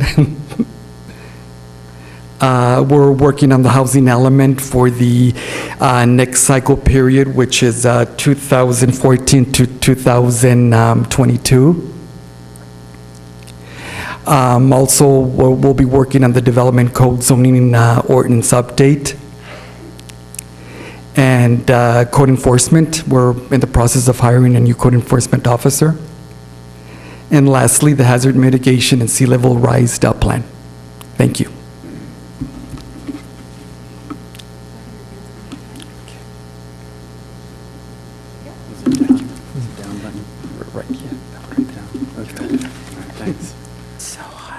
Madam Mayor, City Council members, I'm Michael Perez. I'm the Director for the Parks, Beaches, and Recreation Department. There you go. Okay, the mission of the Parks, Beaches, and Recreation Department is to foster human development, promote health and wellness, strengthen security or safety and security by providing programs for children, youth, and adults to play and learn through positive recreational experiences. Our department is made up of a support/administrative services, our main office, and there are 3 main program divisions that provide recreation and human services to the community. They're recreation, childcare, and senior services. So here's our, let's advance the slide. There we go. Okay, so here's our budget for our projected and our budget for proposed for next year. We pretty much, we've got about 3.9 million in expenditures, and it's about the same for next year. In terms of revenues, it's 3.1 we're hoping for this year, and a little over 3 million for next year. Department's cost recovery rate is 80%. It's pretty consistent right there. You will note the child care reserve funds that are in there. In July of 2008, child care reserve as part of the audit process was established, and that was using surplus child care revenue funds.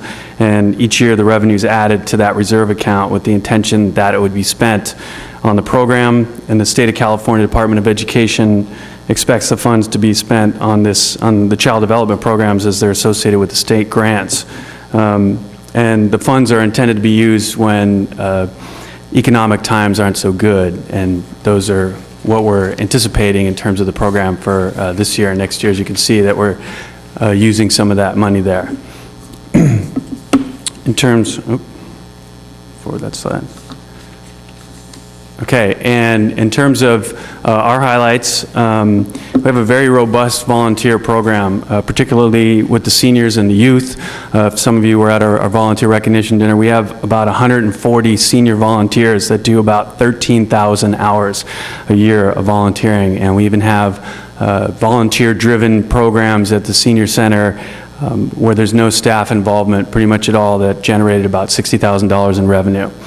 Our youth volunteers, we have more than 100, mostly in the summer, with our Leaders in Training education program, as well as at the Brink Pool.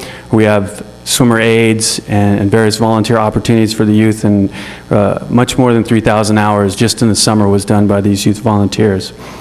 Some of the technology additions that we've seen recently are child care. Preschool teachers have started to use iPads with their curriculum.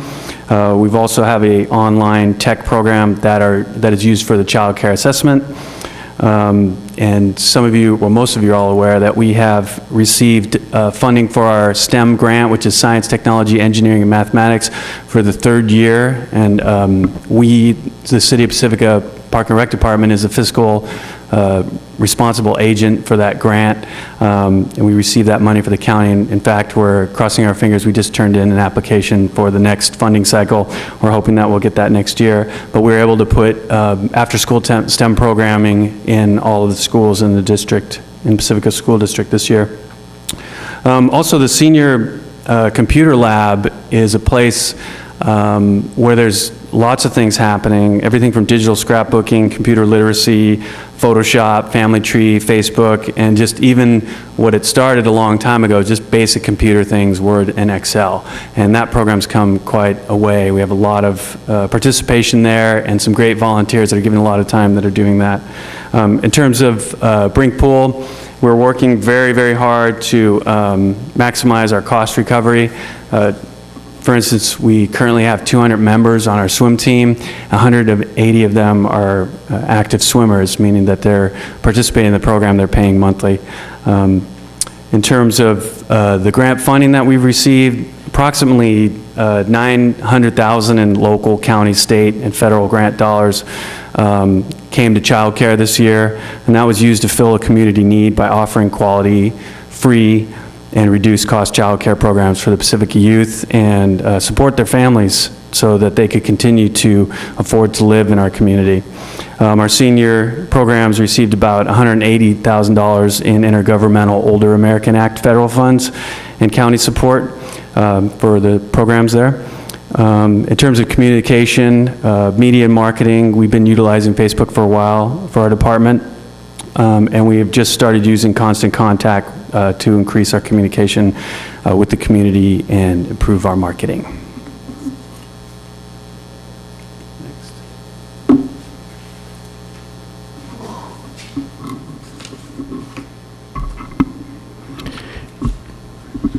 Good evening, Mayor, members of the City Council.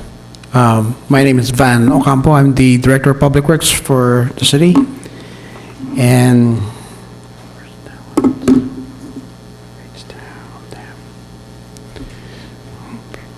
so for the Department of Public Works, our mission is to maintain and repair city infrastructure in an efficient and cost-effective manner while providing a high level of customer service and a safe work environment for residents, visitors, and city employees.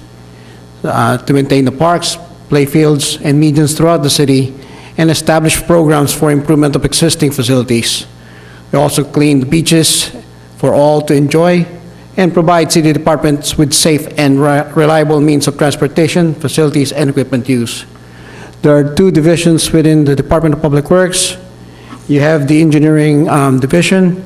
The engineering division handles the public, public infrastructure projects, the transportation planning, and the traffic engineering, emergency management, technical services during natural disasters and calamities, and also your capital improvement program. While your field services division performs the daily maintenance on city infrastructure, which includes your streets, your parks, your municipal buildings, the Pacifica Municipal Pier, the trees, the trails, beaches, and other public facilities and city vehicles.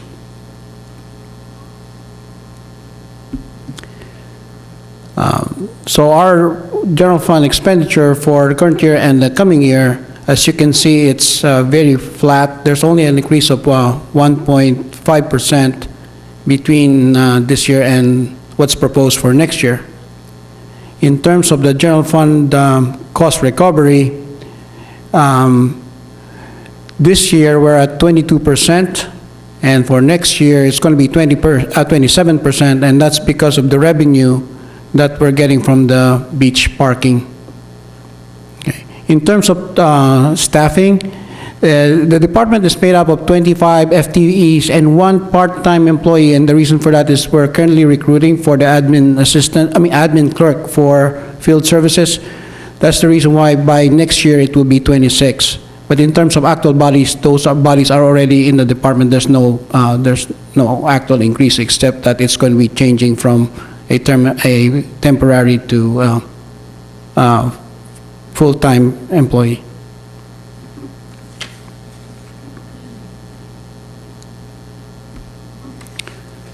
So the highlights for the Public Works Department for the fiscal year 2013-2014, we have the completion of the Palmetto Avenue Utility Undergrounding Project. We also have the completion of the Pacifica Municipal Pier Rehabilitation Project. We're now just waiting for the hatch covers to be cured, and then it's going to be totally open now. And then we also have the double slide ride now reaching the double slide trail, and we have seen tremendous amount in ridership. There was even a weekend where the ridership was like 1,000% of what we normally get. And so there was one day that we had like 160 riders for that particular day. We are, through staff's effort, we were able to secure the funding for the next couple of years. So this program is going to continue, and we're making adjustments whereby beginning from the Lindemar Park and Ride, it will go to the Devil Slide Trail and then go back to the Lindemar Park and Ride before heading north. And in that way, people that park at the Park and Ride are able to get back to their cars instead of going back north and taking that long trip. So that's an adjustment that we're going to make. We're coordinating that effort with SMCTA right now.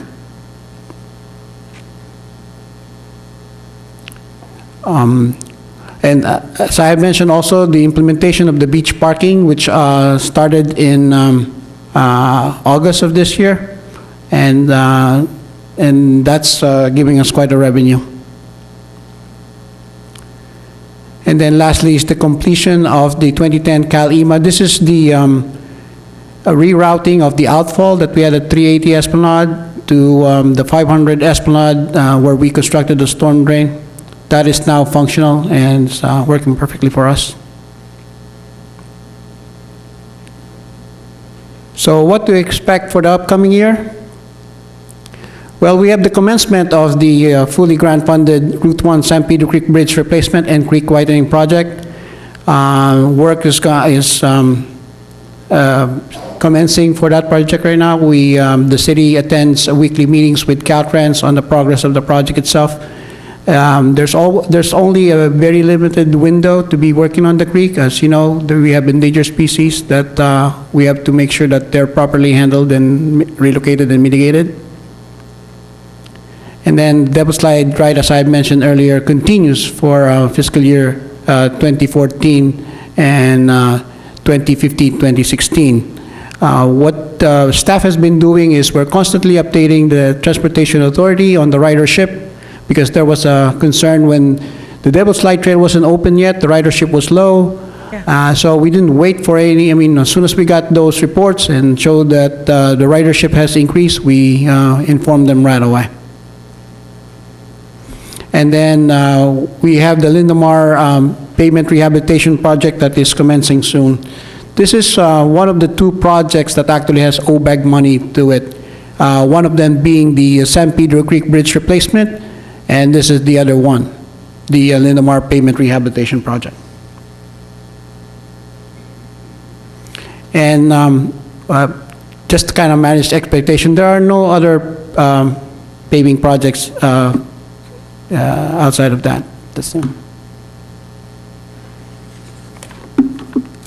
So I think at this point, the departments have completed their presentations, and I'm sure they'd all be happy to answer any questions that you all might have for them. Hey, Council.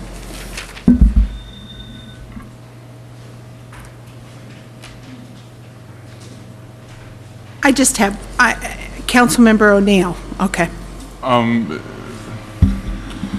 For the chief of police, I was just wondering, I don't recall hearing, what is the customer service, community service officer going to be doing? What are part of his or her duties?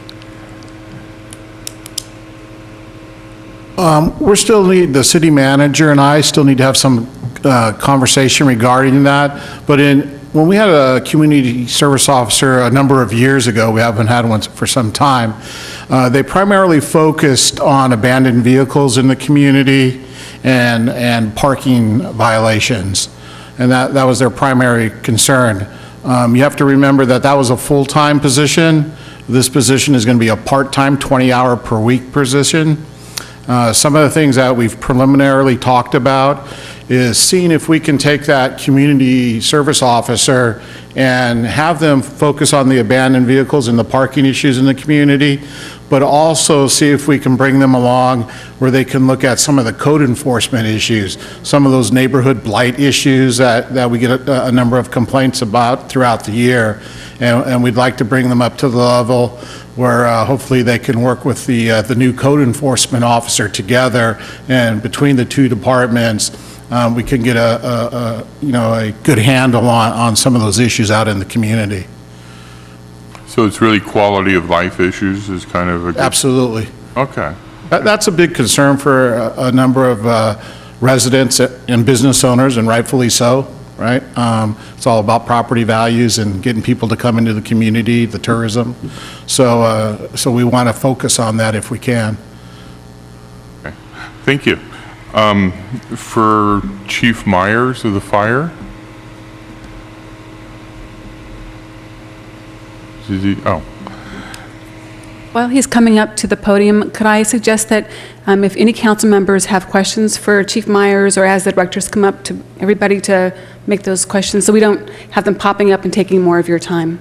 That probably makes a lot of sense. And can I ask an overall question first? You know, we saw some increases, very minor, but I would just like, from the city manager's point of view, when you look at increases in costs, and benefits are included, even though employees are picking up the percentage increases of their benefits.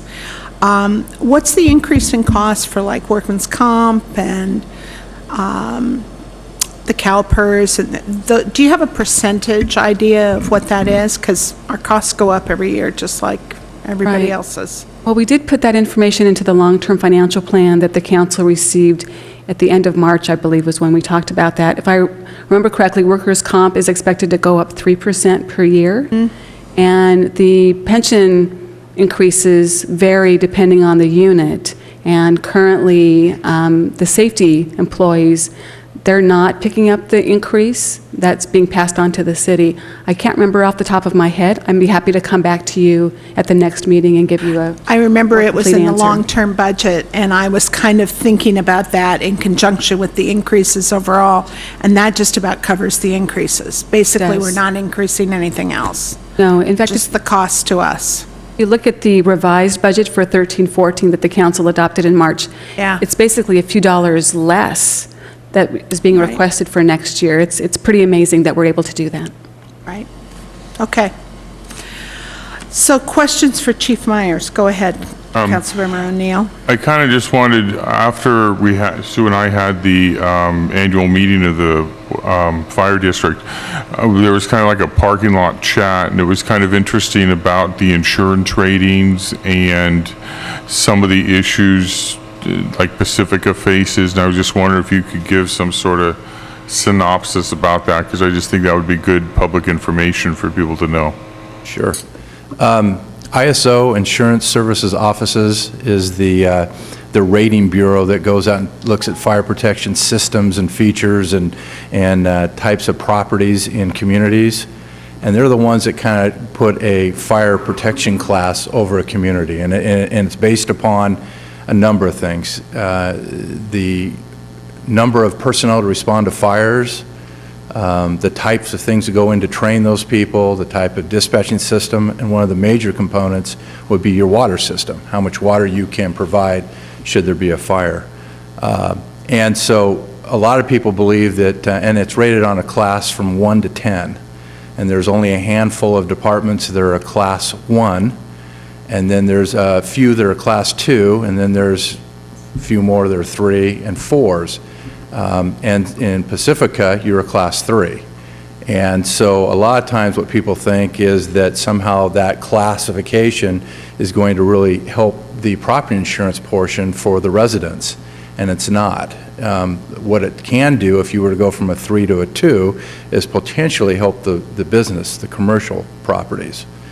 From that standpoint. Now, what you don't want to do is you don't want to go the other direction as a residence pay for property, fire insurance, or commercial, is end up with a department that would deteriorate into the 5, 6, 7, 8, and basically at 10 you have no fire protection. It's just called foundation level of fire protection. Your house or business is going to burn down.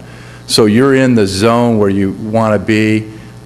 We've always said that we would like to improve the fire services over here. We used to have 3 fire stations. Somewhere down the road, when we are better off, we would come back to you and talk to you about the need for another fire station that would help all those kinds of things I was presenting to you. But a lot of times, the costs associated with going to a 2 or a 1 would be so great that the real benefit may or may not be there for the people that have fire insurance in that.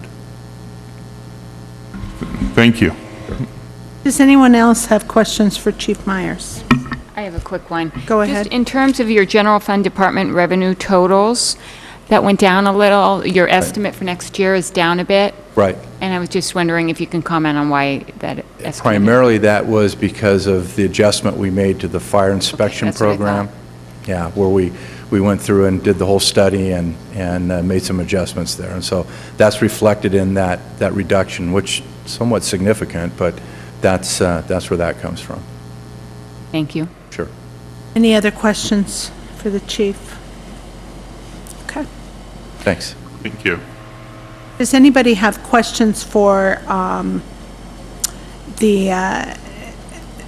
for Chief Tassa, just so we don't lose track of that?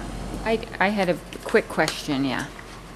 It was basically, sorry, it was basically along those same lines, and I'm assuming it's probably a similar answer, but I noticed also that the general fund department revenue totals are down, that was for fines, I believe, and grants, and it was significantly down from 2013-14. And I was wondering if you had a comment on that.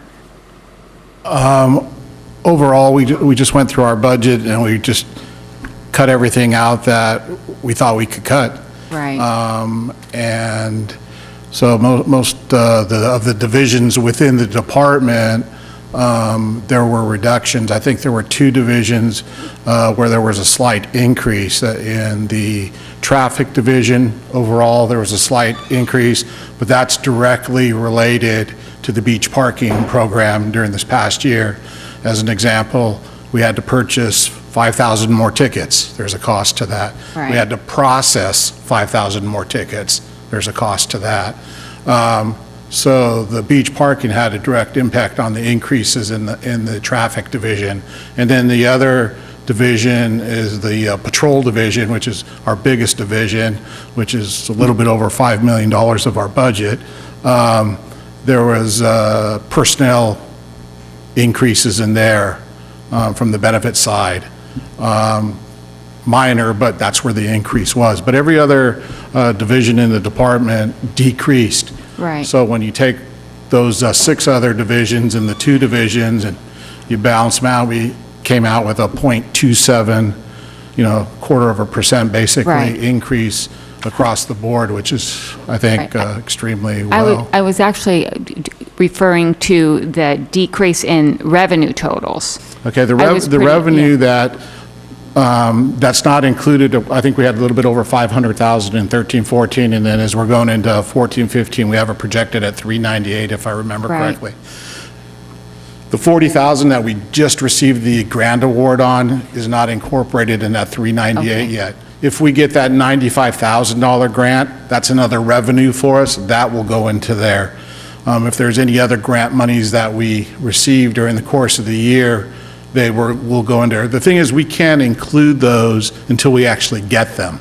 Right. So while we'll apply for the grant, many of the grants don't pay all the funds up front.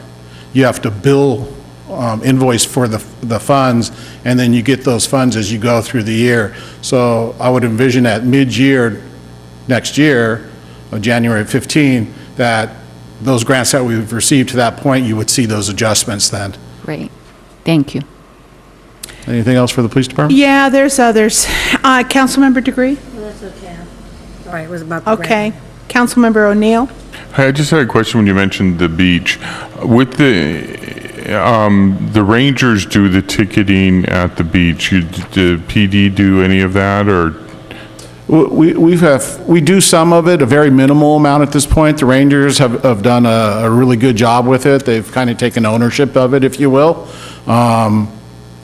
So the way the program is written, we are there to support that program. And in the event that the Rangers need our assistance, we're able to provide that assistance. But they seem to be have it under control at this point. But we do a minimal amount of it. Okay, thank you. Could you just talk for just a second about it seems to me you've made use of grant funding. What would you do without volunteers and going after the grants? We would hopefully think outside the box and find another way to get it done. I mean, that's what caused us to go to the volunteers to begin with, right? If we look back over the last 5 years, all of our budgets have been cut, right? Not only in the city of Pacifica, but in other municipalities. So we can sit there and say, we can't do this anymore, or we can say, how else can we do this? So my approach is to say, let's find another way to do it. So we reached out, and about maybe 2.5 years ago, we developed a formal volunteer program. And we've been very fortunate where we've been able to bring in a number of quality people. We have retired FBI agents. We have retired people from Lockheed. We have medical people, nurses, So we have a lot of quality folks that live in the community that want to give back to the community. And it's, fortunately for us, it's been a good match. So that's how we're able to continue providing some of those programs. I just was thinking of it because of, we're working on the mental health component. If we didn't go to the county, could we provide some of those kinds of services? We'd have to look at that. I don't know that I have the answer for you tonight.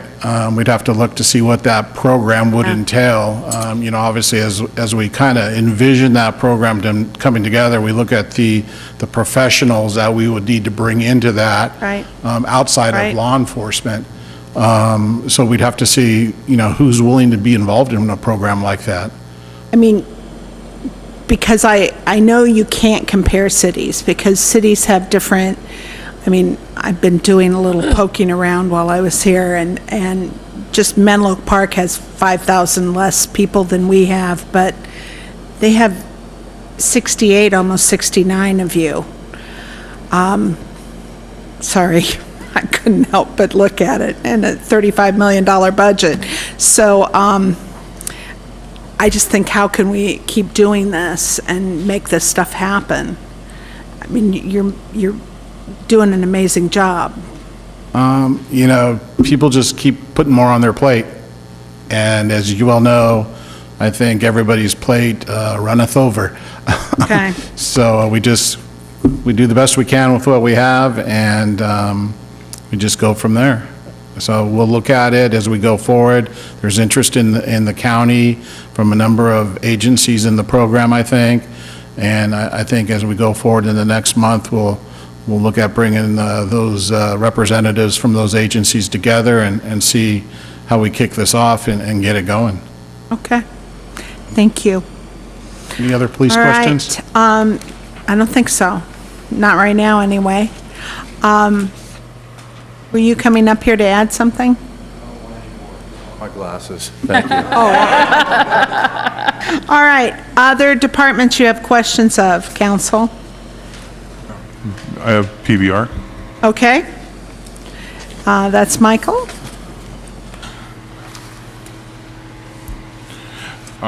Mike, in terms of the child care, I was just wondering, is there some sort of coordination with the schools to kind of help them with Common Core standards, and especially if with the low-cost child care, some of those kids are the ones that might need the most assistance? And also, are we involved with, I think it's called the Big Lift, which is the goal to have every third grader reading at third grade level? Yeah, yes to the last one. Staff are aware of the Big Lift, and they're taking part in those meetings.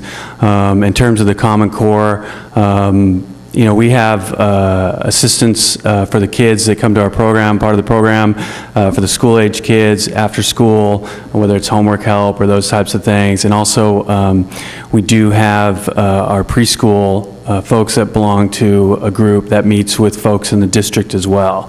One of the assistant superintendents leads now. I think Davide used to lead the group, and Scott's here, but I can't remember the name of the group that meets for the preschools. Bridges to Success, correct. So we are part of that. But we have not, to my knowledge, been approached by the school to work on with them on the Common Core, but we also were funded partially through the Department of Education. So those types of things are sort of part of our program. Do we ever think of asking the school district if we could be a part of Common Core?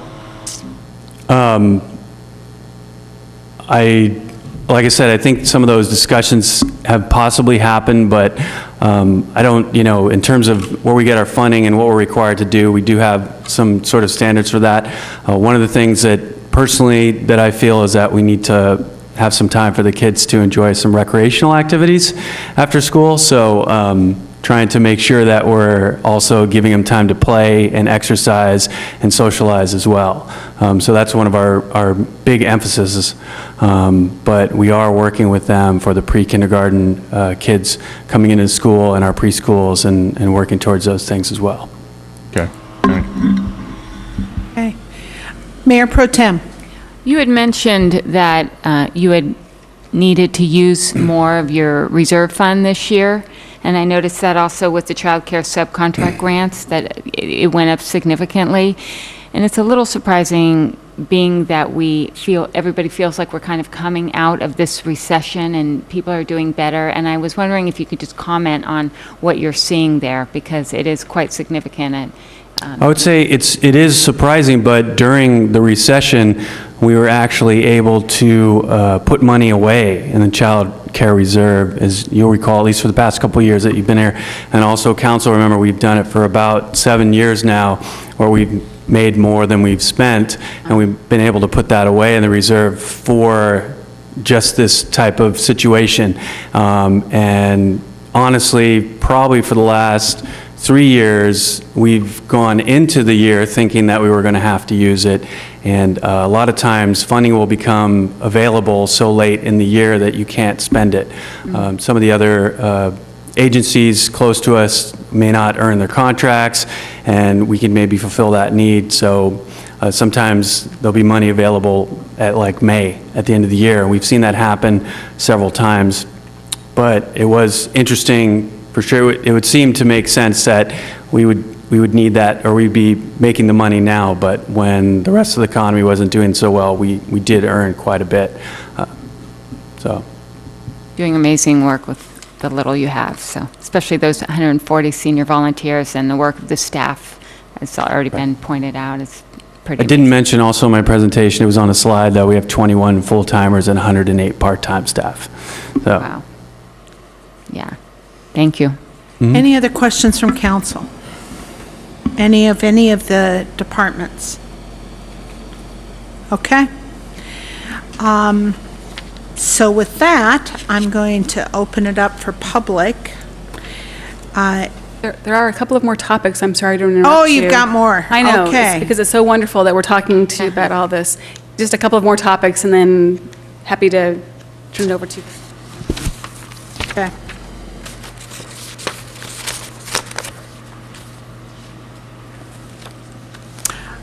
Oh, and we have the non-departmentals to talk. We do. Yeah. Yeah, we have, the topics I've identified here, the Parking Enterprise Fund, there was an attachment in your report, and I'd like to share a little bit more of the detail with you. And in fact, I'm going to call up Mike, Van, and Jim to join me up here to answer your questions about that. Once we've gone through that, I want to just briefly touch on the non-departmental and the transfers, because those round out the general fund, so not a lot of time there, but I do want to touch on those. And then in response to the request that was made at the last meeting, the 4 NGOs that have received city funding in the past are also here, and they've provided some information to you that's in your packet. And so I'd love to entertain your comments and questions after I have a chance to share a little bit more information. They're here too, so if you'd like to ask them questions, I know that they'd be pleased to answer them. So going back to Parking Enterprise Fund, so this is just a synopsis basically of the sheet that's in your packet, and I wanted to include that so that you saw what the full scope of expenses that we would consider to be part of parking would include. And that's why these 3 gentlemen are sitting up here, because it touches each of their departments fundamentally.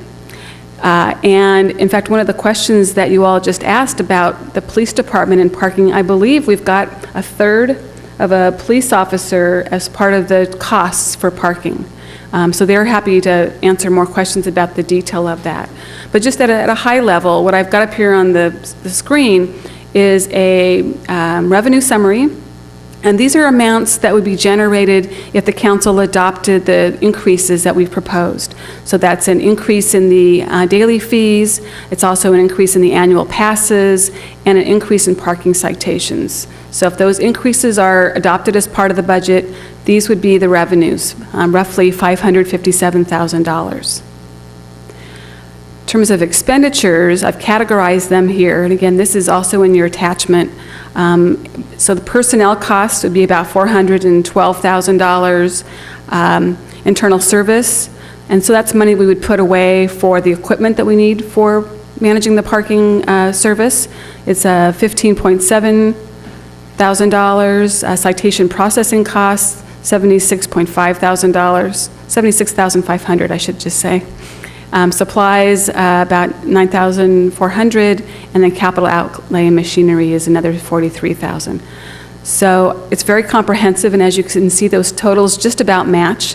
They would be slightly more if this projection came true as in this level of detail. There's slightly more revenue than expense, and if that were to be the case, then that would stay in the fund and roll over to the next year, just like wastewater and a number of the other funds that we hold. So it would be separate from general fund.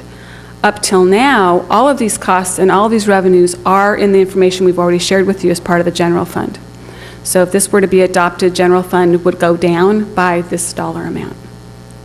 So with that, I think I'll pause and see if you have any initial questions for me or for my three gentlemen here. Mayor Pro Tem. I just had a brief question. If we had any idea how much we spent in these departments prior to having beach parking, because it looks like it's just, you know, across the board we're breaking even, but the fact is that we did have to spend some funds prior to having beach parking on addressing issues at the beach. So I just thought that could be addressed. I don't know if any of you want to take a stab at that question. We did include, if we had had a parking enterprise fund for 13-14, what these totals would look like, and that's in the attachment. So, and you're right, if we'd had it in place for this year, we actually would have been short about $85,000, $86,000, and that would have come from the general fund. So going forward, matching revenues to the expenses is part of the benefit of doing this, so that we're very transparent about what the costs are and what the revenues would be to match them. But does anybody want to take a stab at answering the question? Okay. So for the Department of Public Works, prior to us having the paid parking program, it's about $100,000, and that's the cost of, we provide service during the weekends. The ranger, we had one ranger before that will clean the restroom, and the maintenance worker will also do the same. The maintenance of the trails, any vandalism that occurs within the infrastructure, those type of things. So it's about $100,000. The police department's perspective, we didn't have an exorbitant amount of cost prior because the parking wasn't in place. So there was no parking violations to enforce, if you will. I mean, there were some violations if you didn't park between the lines, some of those types of violations, but they were minimal.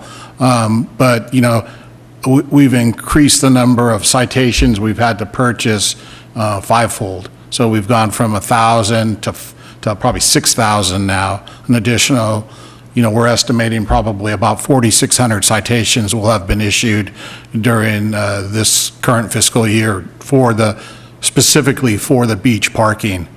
There's other costs that, it takes. We did a study, and it takes our clerical staff about 3 minutes per citation to process those. When you're looking at doing roughly 1,000 a year, that's part of, we can absorb that, but when you go to all of a sudden to 6,000 a year, that's almost about 12% of my staff time from a clerical position. So you're talking roughly $14,000 to $15,000 staff time just to processing parking citations. So I think that's why it's important, like the city manager alludes to, is to the transparency of the enterprise fund. You can actually see the costs that are associated directly with the program.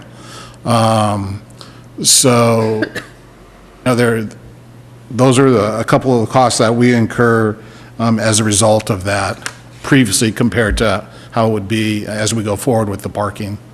Makes sense. Thank you. Since you brought up citations, I'm just going to intercede just for a second. You don't expect to sustain that because, at least from our end, when we're hearing complaints about it, it's mostly the surprise, we went through talking about it for a long time and kind of warning people and those sorts of things, and now it's here. And some people are still surprised. Do you think a percentage of those? It's hard probably to judge, but I would say very few people are surprised by it anymore. You're absolutely correct. When the program first started, this fiscal year, we didn't get the benefit of a full year As Van had alluded to earlier this evening, we kind of started, I think, the first or second week of August. And then there was an education component to educating the public. Right. Getting the word out through the newspaper, warning citations, before we actually started issuing a primary citation. And so what we've taken, we've taken the full months that we have had over the course of the year, and then we were able to obtain an average. So we do think as we go forward that we will continue to issue the same amount of citations, actually, because we missed a couple of probably the peak months. We missed July and August for the most part. Oh, yeah. Last year, or this current fiscal year. So those are probably two of your busier summer months. So I think our average is we're issuing about 380 a month right now as it stands, if I remember correctly, or thereabouts. About 400. Okay, well, I am getting emails from surprised people. Go ahead. On that note, I was just going to ask if you had any comments to make about the signage. Do you think they're appropriate? Do you think there's enough signage? I have heard from some people that they are surprised because they didn't see a sign, and I just was wondering if you could comment on that. The cost. Yeah. I don't know if you wanted me to answer from my department the previous question or not. Sure. Yeah, so my department is mostly, there's some upfront costs because we are the ones that do the annual pass selling. So we had to implement a new portion of a computer program. There was some training involved in that, some sort of upfront things, and then we buy the actual permits, which are not that expensive. But just like what the chief said, I have staff that it takes about 5 minutes for them to sell a pass. But we don't sell them all in-house. Maybe about 55, 60% are in-house, and the other percentage is online.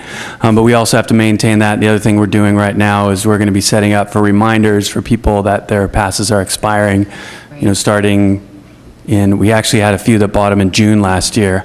So folks are going to start expiring, and they'll get like a notice. So in terms of expenses for my department, if we did go to an enterprise fund, we'd have a portion of one of my staff members would come out of that, which would be helpful. But prior to the parking program, we didn't have to do that. So it's just an absorbed, task, if you will. So, and I was going to say about the signs, the Park and Rec Commission actually had a little study session about the parking program recently, and that came up. And I've heard we hear a lot from customers because when they come in to buy passes, we get a lot of sort of things, try to ask them to write it down or remember the common things. And I think that some people have suggested there should be maybe a bigger sign. And I've talked to staff too, and we checked out some of the things, and unless you're not looking for it, it's pretty obvious right when you drive into a lot that it says paid parking on there. And so I don't know that if the sign only said you have to pay, or pay, or is very obvious, like if that would make a difference or not. I think my experience with people, it's kind of like the leash law. The signs are there, but nobody seems to see them. Right, but when you point them out, they're fairly obvious. So it sort of depends. But we have had suggestions that there be just a basic, sign that says paid parking. Okay. We've done it at the community center. We have it up on the window. Have you paid for your parking, type of thing. So. Okay. Thanks. Councilmember O'Neill. This is probably directed mostly to Van and Chief Tassa. Has there been any feedback, concerns, or comments from the merchants on Pedro Point, the north end of the parking lot, about people not wanting to pay the fee, so they park there? I've only heard one comment from one business owner, and I believe that was on the mayor's walk with Mayor Neihardt not too long ago. It was the business owner from the far north business, I believe it was a dog grooming business there, and it was kind of a good problem and a bad problem, if you will. She was concerned about some of the overflow parking on one hand, but on the other hand, those people parking there are getting to see the businesses that are in the shopping center that they might not otherwise visit. So she didn't really have a strong opinion about it, but she did mention it. I think that's a fair assessment of Yeah. how she felt. And you offered some possible suggestions. Exactly. So it was kind of a mutual thing, but yeah. And we have to remember, that's a private parking lot, so the property owner would have to do any improvements such as striping, which might help, signage that could possibly help the parking situation, which we suggested to the business owner, and she didn't know if she felt she needed to take it up with the other merchants at that time or not, so we left it. You know, we're there to assist her and to give advice and help in any way that we could, but it is private property. I was just concerned if there had been any comments, that's all. Thanks. Okay.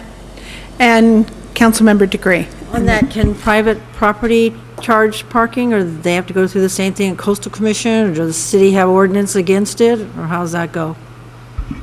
In that particular parking lot, That one or There- any other one, yeah. there's no paid parking in that lot. No, Was that the question? Somebody asked if they could charge as well. I'm not sure on the process on that. It's private, and I think it's probably off the topic of budget at that point. So I'm just looking at our city attorney and thinking we probably should move along. I have But another question. good question. Okay, go ahead. Also, did I miss it? Are people actually paying? I mean, there's a lot of bills, a lot of processing. Are they actually paying? Yes, if I may respond to that one. If you were to look at the table that we have, there's about $185,000 that we're projecting as revenue just from the kiosk that issues the paid parking tickets. Thank you very much. City Manager, back to you. Thank you very much for your comments and your questions. One of the questions I will be posing to you, probably by June 9th, is whether you'd like us to proceed with establishing a parking enterprise fund. Does this make sense to you? Staff thinks it does. Okay. But that would be great for you to say, yeah, we agree, and move forward to make this happen. So you'll be hearing about it then in terms of a decision. But nothing else on this topic. Thank you. Okay. So, gentlemen, I think you can go back to your seats. These are the two items, also part of the general fund, like I've said, that I wanted to present to you in terms of rounding out the numbers. There is an operating transfers out category, and it's about 1.27 million. Mostly the big things in there are debt service payments and liability insurance. The other category is non-departmental, $646,000, and that's mostly taken up by the animal control service contract and cable television services. There's some other miscellaneous things in there as well, but those are the two biggest things. So unless there's any comments or questions, I'll just keep going. Well, I could grumble about animal control, but we're held hostage, so Sort of are. why? Yeah. And so that brings us to the funding for the NGOs, and there is an attachment. Attachment 4 starts on page 112 in your packet, and that's where you'll find the materials that each of the groups have submitted to us in response to the request from the council to have some more information. You'll see the totals on the screen. They're also in the report. Totals about $171,000. I wanted to point out that even though these are checks that we write to these organizations, this is in no way the full scope of what the city does to support all of these groups in terms of in-kind services. The libraries, we take care of both of the libraries. We provide janitorial service and landscaping services to the buildings. For the Pacifica Resource Center, I know that there are other activities that we engage in to support them. Chamber of Commerce and Pacifica Beach Coalition are easier because they host a number of events and activities, and we provide support to make those activities successful. There's information in the report that talks more about the detail, everything from loaning tables and chairs to providing police staffing, to having public works crews go out and do street closures and help put up the Christmas tree at Rockaway during Christmas. So it's a full scope of services, and I actually have asked staff to put some dollars to those services, and we're happy to present that information to you as well. So with that, I think I will pause to see if you would have any questions at this time for me, if you'd like to hear from staff about the dollars that are tied to those in-kind services, or if you'd like to invite the NGOs to come up and make a short presentation and/or answer questions or ask questions. From each of the council, my preference would be we have materials so that the public knows from each of the organizations that we're talking about. And I'd like each one to kind of have an opportunity to talk about what they gave us for a few minutes. Is that preferable to the council? Definitely.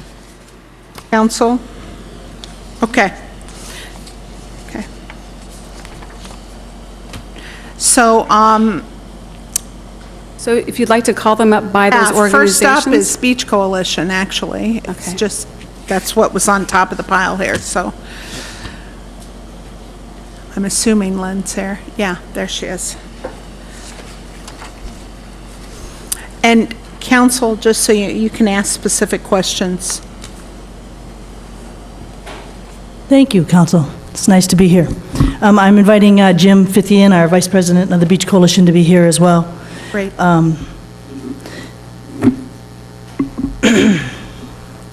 So I guess one of the best things that we do for Pacifica is we engage people to clean up Pacifica and remove weeds and restore habitat.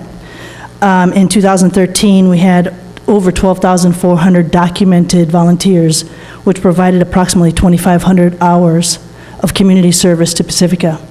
Many of these volunteers came from outside of Pacifica, shopped and dined in Pacifica, left knowing that this city is pretty special and that it cares about the environment. So we have taken on the task of organizing an Earth Day, which we, in our hearts, we feel is a city event and cannot be successful unless it is a city event. It's bigger than the Beach Coalition. It's an activity that involves 150 community groups, 135 businesses, 14 schools participated, even schools outside of Pacifica, and engaged in 2013 over 8,500 volunteers.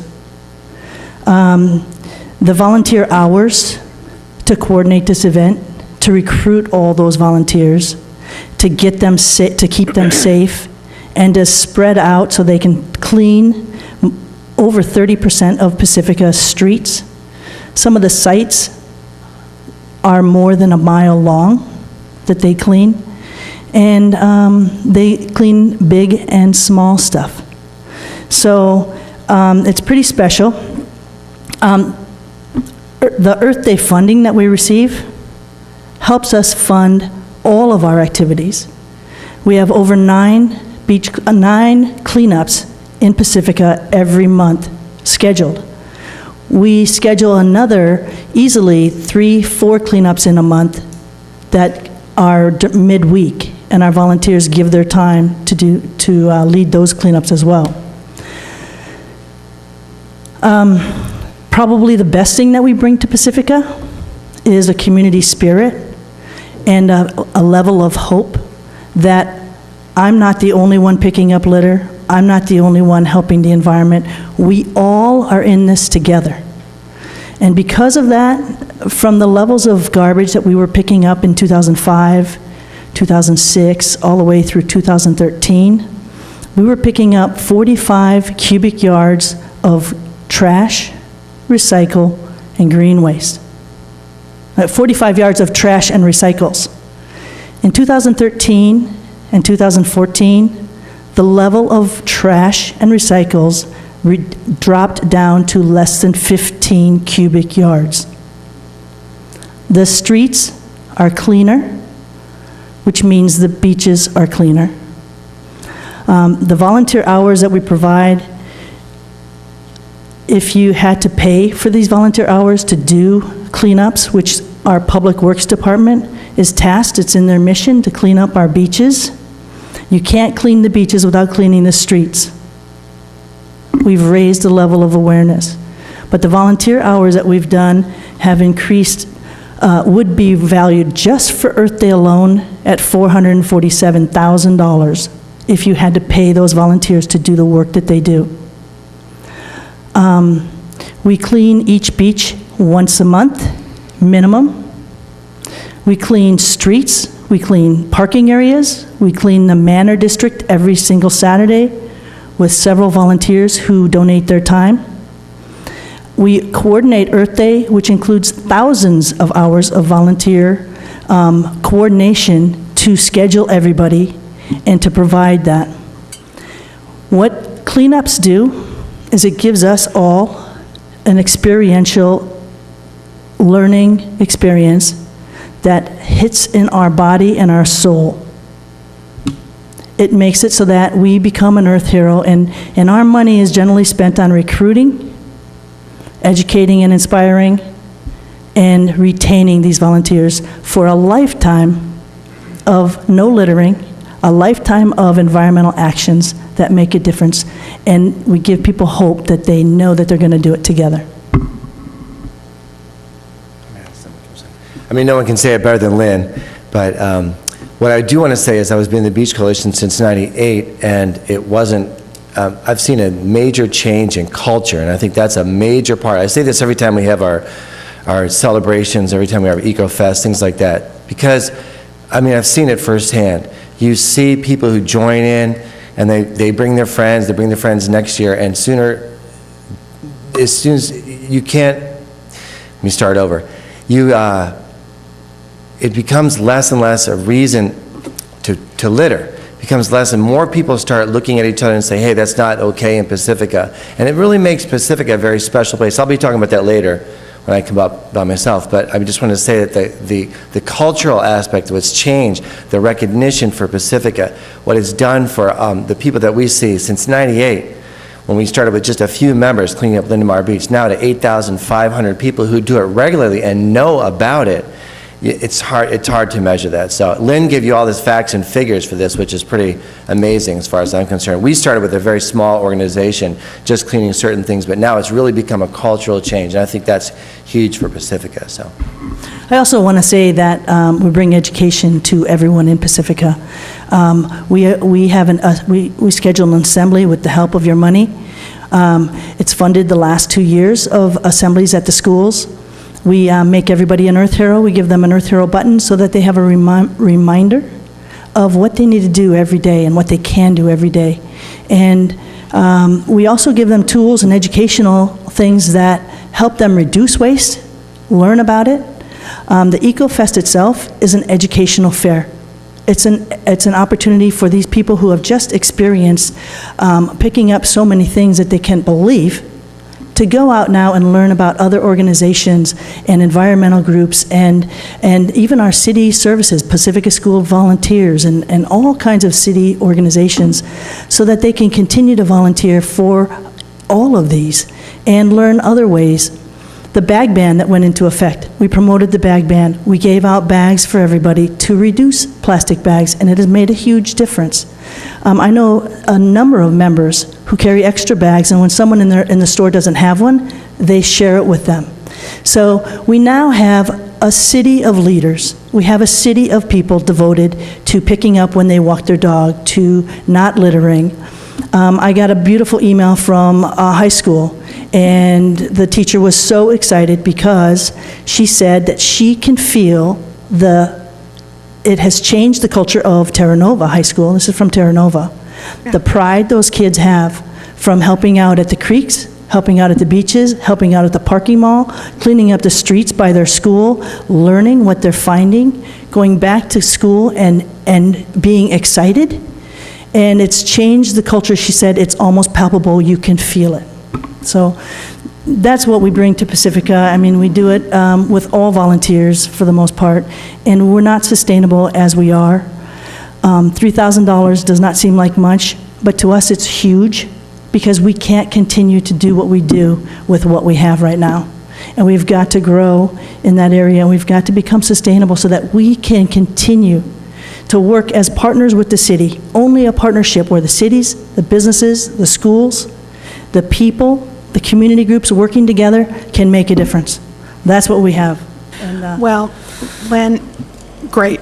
And remember, this is an opportunity for us to ask questions also, so I want to... No, I appreciate the questions. Yeah. I just have two myself, and I want to make sure that, one of them I'm going to ask every group that comes up here, and the other one, though, that I want to ask you first is, we have a great report from you. I like the detail, and nobody is questioning the value of what it is you do. But under in-kind, I'm curious why there's no in-kind listed from the city, because we do a lot of in-kind, and I'm curious about that. Yes, and as a matter of fact, as a partner, there's no way we could do it without the in-kind. We have the ability to use the park, the parking area, the Lindemar parking area, where we have the EcoFest. Public Works has always helped us keep everybody safe. They've dropped off cones when needed. They have a space for the dumpsters to go. I guess I didn't put it in as in-kind because I consider this a city event. I consider us working for you, doing this for the city. Because if we weren't able to organize it, this event could not happen. And if we couldn't work with the city, there's no way it would be possible. And it won't be able to be possible in the future. Okay. Well, and the second question, and I want to ask this as this isn't, we're down to the nubs, okay? So 3,000 seems important to you, it seems important to us. So I just need to know, because this is the stuff I have to answer. You said the festival is for the city. Fogfest would argue the same. I said Earth Day and Coastal Cleanup Day are for the city. Okay. I'm just... And the hear out my EcoFest? question. Yeah, no, okay. Hear out my question, because whatever, they would say the same. The Historical Society is another excellent example of a group that has raised hundreds of thousands of dollars to sort of think, and so they're thinking they're important, and why is it they have to even pay us $1 for rent? Tell me, you get the gist of where I'm going, because, I mean, Sanchez Library was painted by Rotary, and they're about to paint Spindrifts. I mean, Wendy Santiago and Dave Martinez spend hours of their time on the beautification advisory, and that's their business, but they donate it all to the city. So the question is, and unfortunately you're first, but I'm going to ask the same question to the other groups, so now they get time to think about their answer. I apologize, Len. But tell me what is different than all of those other groups for the Beach Coalition. Well, what we are doing is the job of the Public Works, a job that they cannot do. We have people planting in the parks. We have people picking up the city and picking up the streets. We're raising education, things that Public Works cannot do. If they could have a volunteer person and allow all of these and draw all of these people in here, then it should be paid. It should be in the Public Works Department. They don't have the resources for that, so that is exactly why. I mean, we're helping our city to be a better community, but we're also saving Public Works a lot of time. And we're creating commerce by having a cleaner Pacifica that people come and go, I cannot believe how beautiful it is here. And it wasn't like that 10 years ago when we started this work. There was litter everywhere. I could bring in pictures. So. Okay. Thanks so much, and thanks for Anybody going else through have this. questions? Any other council member questions? Very thorough. Thank you. Thank you. Okay, so the next one is, the chamber. I think we've heard a lot of your presentation, if you could just... Encapsulate? Yeah, just a little bit on the cost. Pacifica Chamber of Commerce and Visitor Center is the marketing arm of the city. And just to really why it is important for us, although, again, a small contribution, it's a worthwhile and most important contribution that we believe for the Visitor Center just running it and having that contribution is one of probably the only investments that Pacifica makes that helps to increase the revenue, keeps it relevant in everyone that comes into the visitor center. We spend so much quality time with them. Nobody leaves there without knowing A to Z about Pacifica. And we pride ourselves on taking that time. And the time that we spent with each visitor, I think we get back tenfold, because we take them to all the 6 miles of the coastline and back again to make sure they know where to go and where to stay and where to shop and where to play. Okay, well, I'm going to go back to the same question. Okay. And I would say, FogFest would say to you that they market the city. There are a variety of, Vasu and the Arts Gallery, and certainly he's involved in marketing in the city. Economic Development Committee is involved. So how are you different? Okay, we are in We don't pay for any of those. Right, right. In fact, FogFest pays us money. They pay for police, they pay for, they pay for everything. Okay, so I would like to say to that is that the visitor center does help bring in an uptick to the sales tax revenue just by the sheer fact of what we do is send people to all the different visitor serving businesses. And when we promote the community, everyone benefits. And there's an uptick to the sales tax. There's certainly an uptick to the TOT. So the city, as small of an investment it might seem, it has thousands and thousands of dollars, I think, that you recoup in ROI. Okay. Any questions from other council members? Okay. Do you have some? Okay, Michael? I grabbed the phone. What is the occupancy rate of the hotels in town is about what? I believe Lori and I were talking about that earlier, last week. I believe it's about 65%. It's still in the high 60 percentile. Okay, but it's like higher on weekends, correct? Oh, absolutely. During the summer months, we're probably up looking at 90+% occupancy from May through October. The Chamber has been doing this outreach and marketing effort for what, about 3 years, 4 years? I mean, with the travel writers and the ads in the Central Valley and all that, right? Right. Actually, it started really a concerted effort. One, when we became members of the San Mateo County Convention and Visitors Bureau, that was a really big coup for Pacifica to finally be on their map that they take to all their trade shows and international shows that they go to. And as far as what we know that we can bring from the hotel's perspective, we help their guests that do come into the visitor center to make their experience that much more memorable, because the good news is you get those people coming back to enjoy other parts. So the uptick really started when we had the San Mateo County Convention Visitors Bureau, That right? was the one uptick. I think the biggest uptick now has been with the public relations firm that the hotels have retained for for 2013 to the end of 2014. Again, these are investments that are coming straight from the reserves. Okay, and the Chamber pays for the Convention and Visitors Bureau, or is the city paying for that? No, actually, the hotels pay 50 cents of every guest that stays, and that goes into the San Mateo County Fund.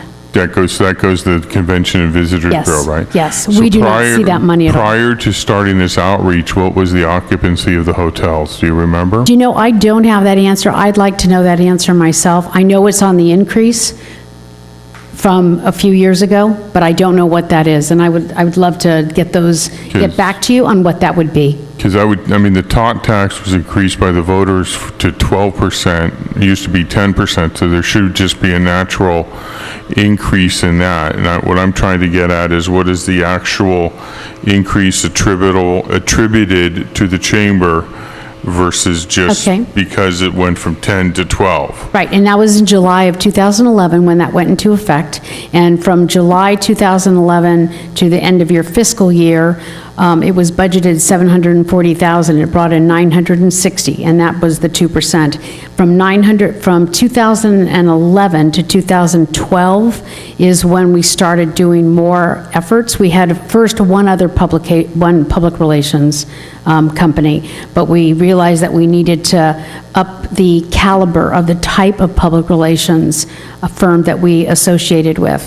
So from 2011 to 2012, it went from 960 budgeted to 1.2 million, and then from 2012 to 2013, 1.3 million. Now, there's a lot of variables in there, but we know as the Pacifica Chamber of Commerce, in just what we have seen in the efforts of occupancy going up, as well as the amount of synergy that's out there. I had one of our longtime businesses here that just became a chamber member, and I'll right in Rockaway Beach, and he says, you know, there's something about when people come in here, they know about Pacifica. We are out there in the marketplace. That has value, is priceless. Okay, thank you. Okay. And I see no one else, so. So just to verify, sorry, I I was did it the hopeful. last minute, sorry. Really quickly, I was just going to ask, what year did you begin with this relationship with the City of Pacifica and getting money? I know you talked about the $40,000 that was originally given, and In 2000, we were receiving, the Chamber of Commerce was receiving $40,000 up through 2003. After 2003, it went down to $10,000. At that point, the Hotel Business Improvement District was formed. okay. And so that's where, so there's a document going back to 1972 that actually talks about how the cities would actually pull from their transit occupancy tax and reinvest it back into tourism.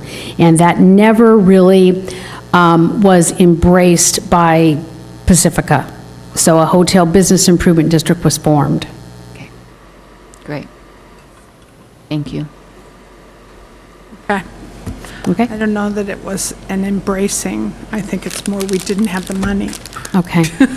Okay, we're all Okay. going to top off our tanks in Pacifica. Yeah, That's what we're right. going to do. Thanks, Courtney. For clarification Okay. of that. Wait a minute. All right, No, I had a question. go ahead. Courtney, I'm sorry. I'm not quite sure, because the city was giving 40,000, but you're saying that that wasn't part of the TOT No. Yeah. plan, that was extra, that the city just decided to give to help out, is that right? I'm talking about the 40,000 that the city gave. From before 2003?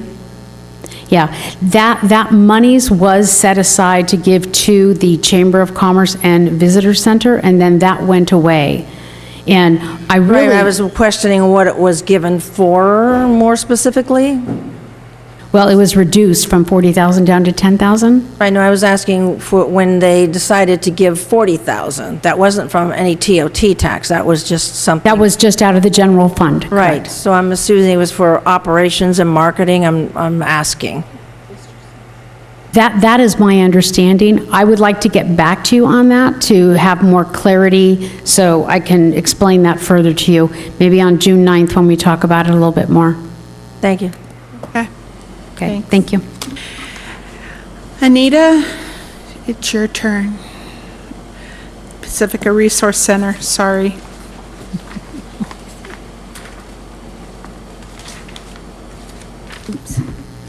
So what I had provided to you all was just a comparison of the last few years of services, just so that you could see that there's been an increase in the number of folks that we've been serving. In 2009-10 was the first year when we were able to to find funding to increase our staff from 2 staff people to 3. I came on to the organization in January of 2010. Right before I came on was when we were able to add the 3rd person, so I just replaced the previous executive director. At that time, we served 3,315 folks. Those are duplicated across the different items, emergency services. In 2010-11, we increased by 37% to 4,554 folks. Next year was another increase compared to 9-10. I didn't, just because that was the year that we saw the biggest increase, I didn't have enough room to give you the year before, which probably would have been more significant change. But again, 11-12, the increase was to 4,326, so it was a slight decrease from 10-11, but it was still a 30% increase from 9-10. In 12-13, it went up the most to 4,873, which was a 47% increase from 9-10. And then 13-14, I did an estimate. We're looking to probably serve about 4,672 folks, which again is still, it's a 41% increase from 9-10. So I think the biggest thing is that in 10-11 was when we were actually able to add an additional staff person. So you can see that there's more need than we have the capacity to serve. If we had more capacity, we had more staff, we'd be able to serve more people.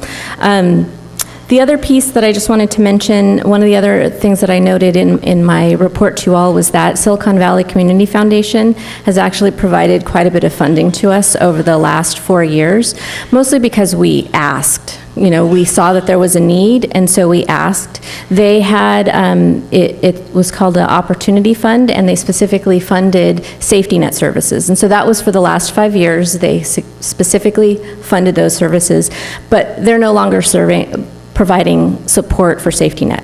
And what we found is that no one's really providing support for safety net. Now, you know, as Karen mentioned earlier, I'm sorry, Mary Pro Tem Irvin mentioned earlier, you know, the recession is supposed to have ended, and yet we haven't really seen a change in the number of people that we serve. I think the difference is because we were able to get that funding, we were able to increase our capacity to serve the folks that we weren't serving before. And so we've been working really hard to make sure that people know that they can come to us for services. And so the loss of Silicon Valley Community Foundation funding is pretty significant across the county because it's going to impact everybody's ability to provide those services, because even though it was supposed to be used potentially for housing assistance and things like that, we all kind of used it for capacity building. It was for our general operating funds because we needed our service is people service. It's not things. We can't go out and buy more things to give people. We need to be able to provide more services to those folks. So that's going to be one of the biggest issues. I know that you also had mentioned the possibility of the county covering our services. And in our history, that's actually how the Pacifica Resource Center started in the first place, was actually a satellite site for the county. And a few years into it, they wanted to close the site, and that's when the city stepped in and said, no, we really need these services here. And so that's how the Pacifica Resource started almost 40 years ago. And so it's really important that we provide those services because we see that people have a really difficult time getting in and out of the city. So if you're not driving away to work, you pretty much stay here. And it's very difficult for folks to get to the other services in the area. And we've heard from our sister agencies that they don't have the capacity to serve our folks. So if we're not here, they will not, they won't necessarily be covered anywhere else except for social services. And we have a contract with HSA because they recognize that they can't serve all of the people who need it. So that's one of our biggest challenges, is being able to be here to provide services to folks. I also did, I didn't send it in the report, but I do have, since one of your questions was the value of our services or what we're able to bring in, so I do have copies of that. So I did the numbers today, and for last year, we brought in $683,936 in other services that wouldn't otherwise be here. One of the things that's missing for next year will be another $60,000 that was invested from the county through Measure A funds for the homeless outreach team. So that's not on the 12-13. Those are the numbers for 12-13, not 13-14, since we're still in 13-14. So you can see, and if you have any questions about this, since this is the first time you've seen it, I can explain how I got those numbers. The homeless outreach team, is that the HOT team? Yes. Yeah, that's what I thought. Yeah. Okay. Yeah. And the reason they came here was because of the work that we did to highlight the fact that there were more homeless folks here than people thought. I mean, we've had an increase in the number of homeless counted on the one-day homeless count for the last 2 homeless counts, which was 13 and then 11. But even though there was a significant increase in 11, I think the county didn't believe that the numbers were there until they saw the second year. And so it took that long, 2 years, to really get them to say, okay, we need to invest some additional resources there. Not just here, but, you know, on the coast, because we have an additional challenge of not having access really to shelters. And it's really difficult to get our folks to a shelter when most of the time they can be guaranteed a night or 2 instead of a long stay. You actually are a little different than the other groups because I don't know anybody that's providing your services, except I know people that are donating to your services, but that isn't what I was asking before. However, the county, if you will, in most counties is the primary social service agency, and that's why I asked the question about the county. And so they would be the alternative, except they've recognized that they aren't really the alternative. We're the alternative, or we're the safety net of the safety net. All right. Questions from council? Yes, Councilmember Degree.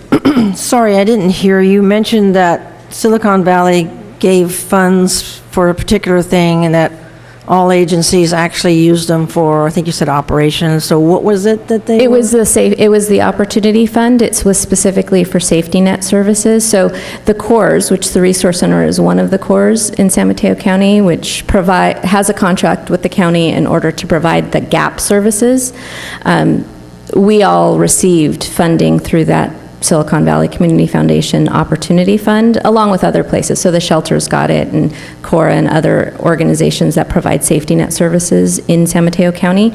And they only agreed initially to fund it for 5 years. We've tried to advocate to get those funds back, but they've said no, that their board has chosen to pick something else that was an investment for the next 5 years.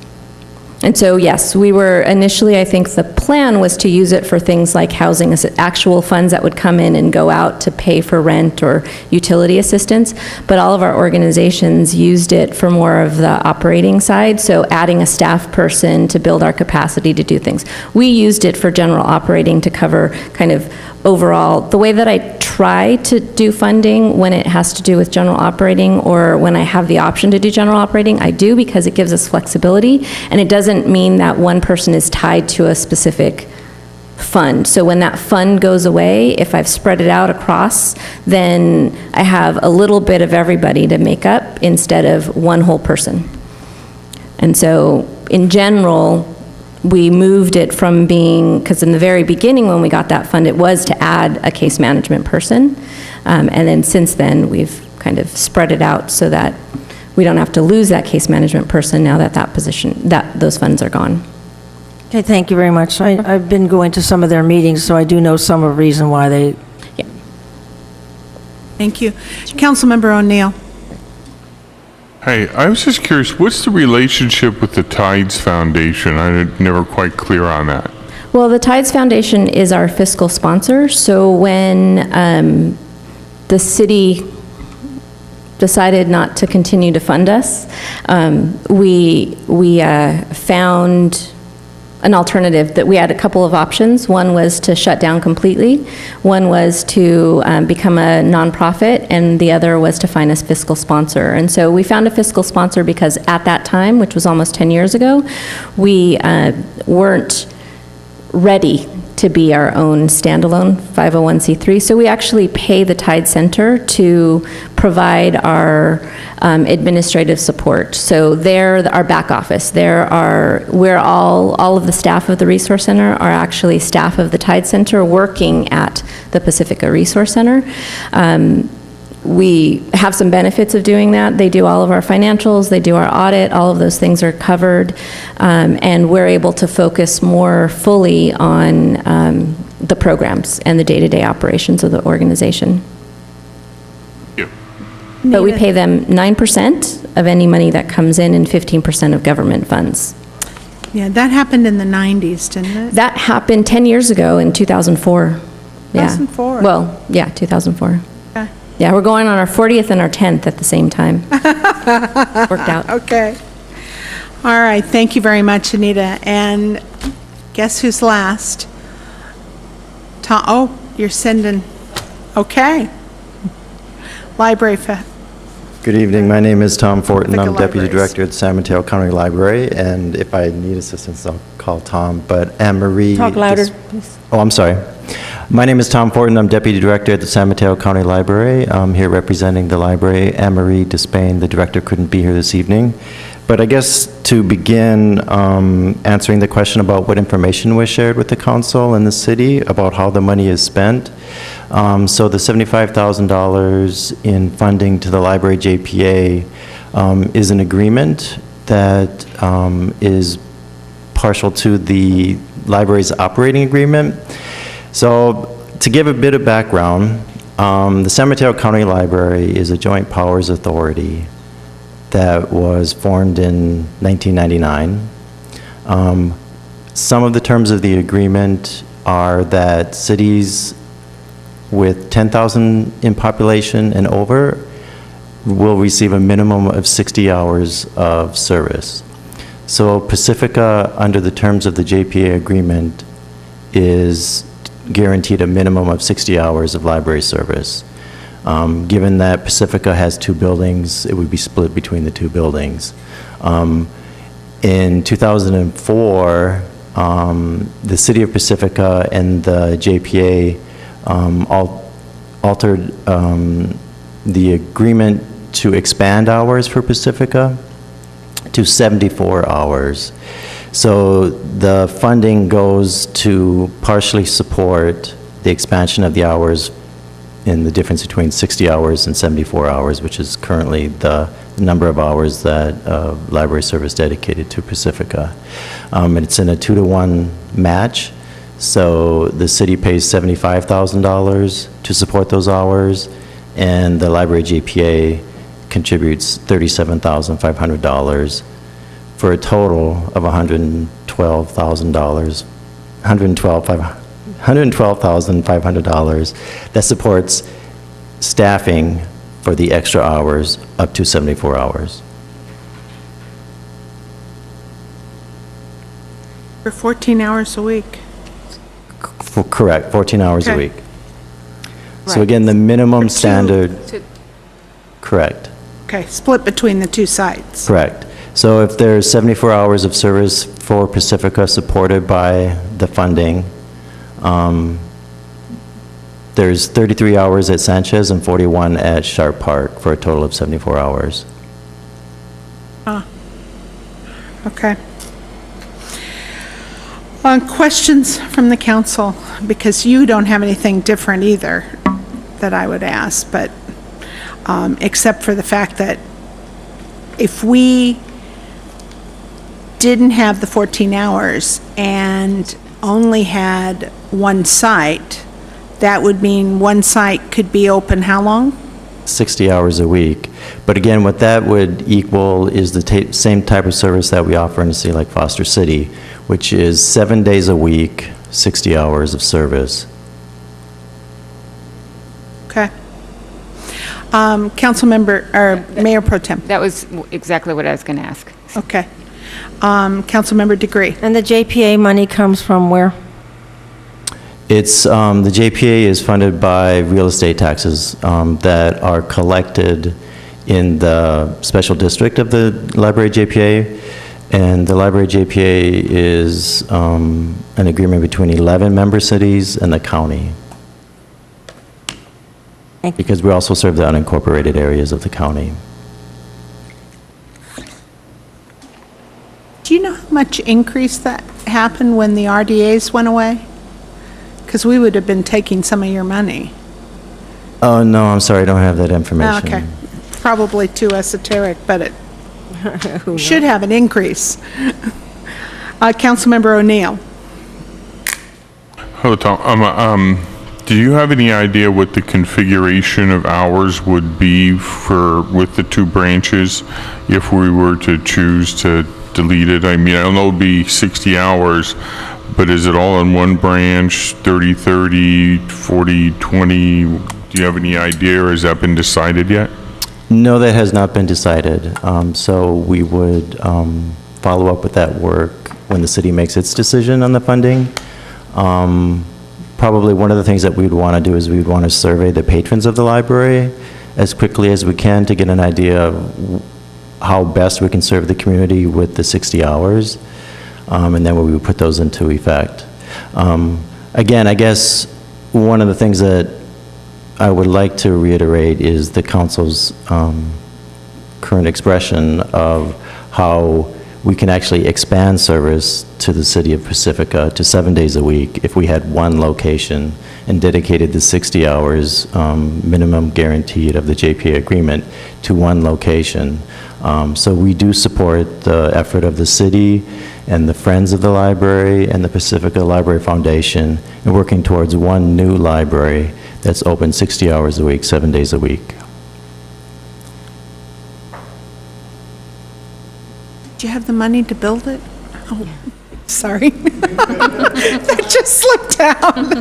Councilmember O'Neill. I just kind of want a little bit of history in this, is that the fact that Pacifica is the only town in San Mateo that has 2 libraries, right? That's part of the JPA.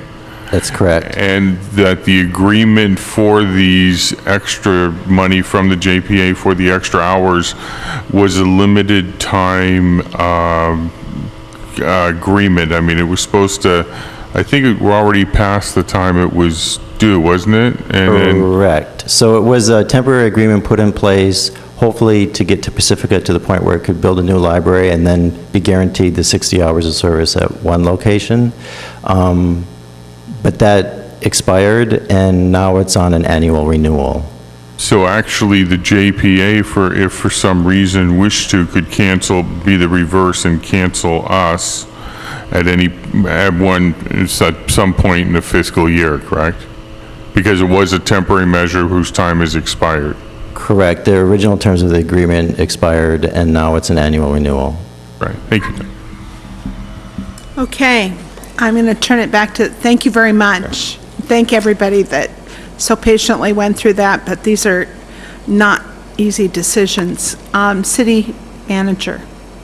Well, the last piece of information that the council asked for at the last meeting is if we were going to fund the Pacifica Resource Center, which is what I heard you all talk the most about, how could we do that?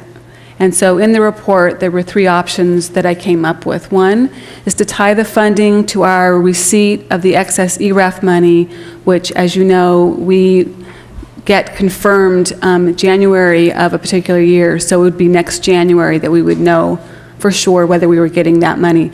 I would say that the chances are good for getting that money next year, and that's why I felt comfortable putting it forward as an option for you to consider. Second option would be to redirect monies from the vehicle replacement fund that has been part of our proposal, and there's an amount for $90,000 that I'd carved out to be able to complete the Palmetto land use and zoning upgrades as part of the general plan update process, because that's something that we need to do, we've been talking about doing.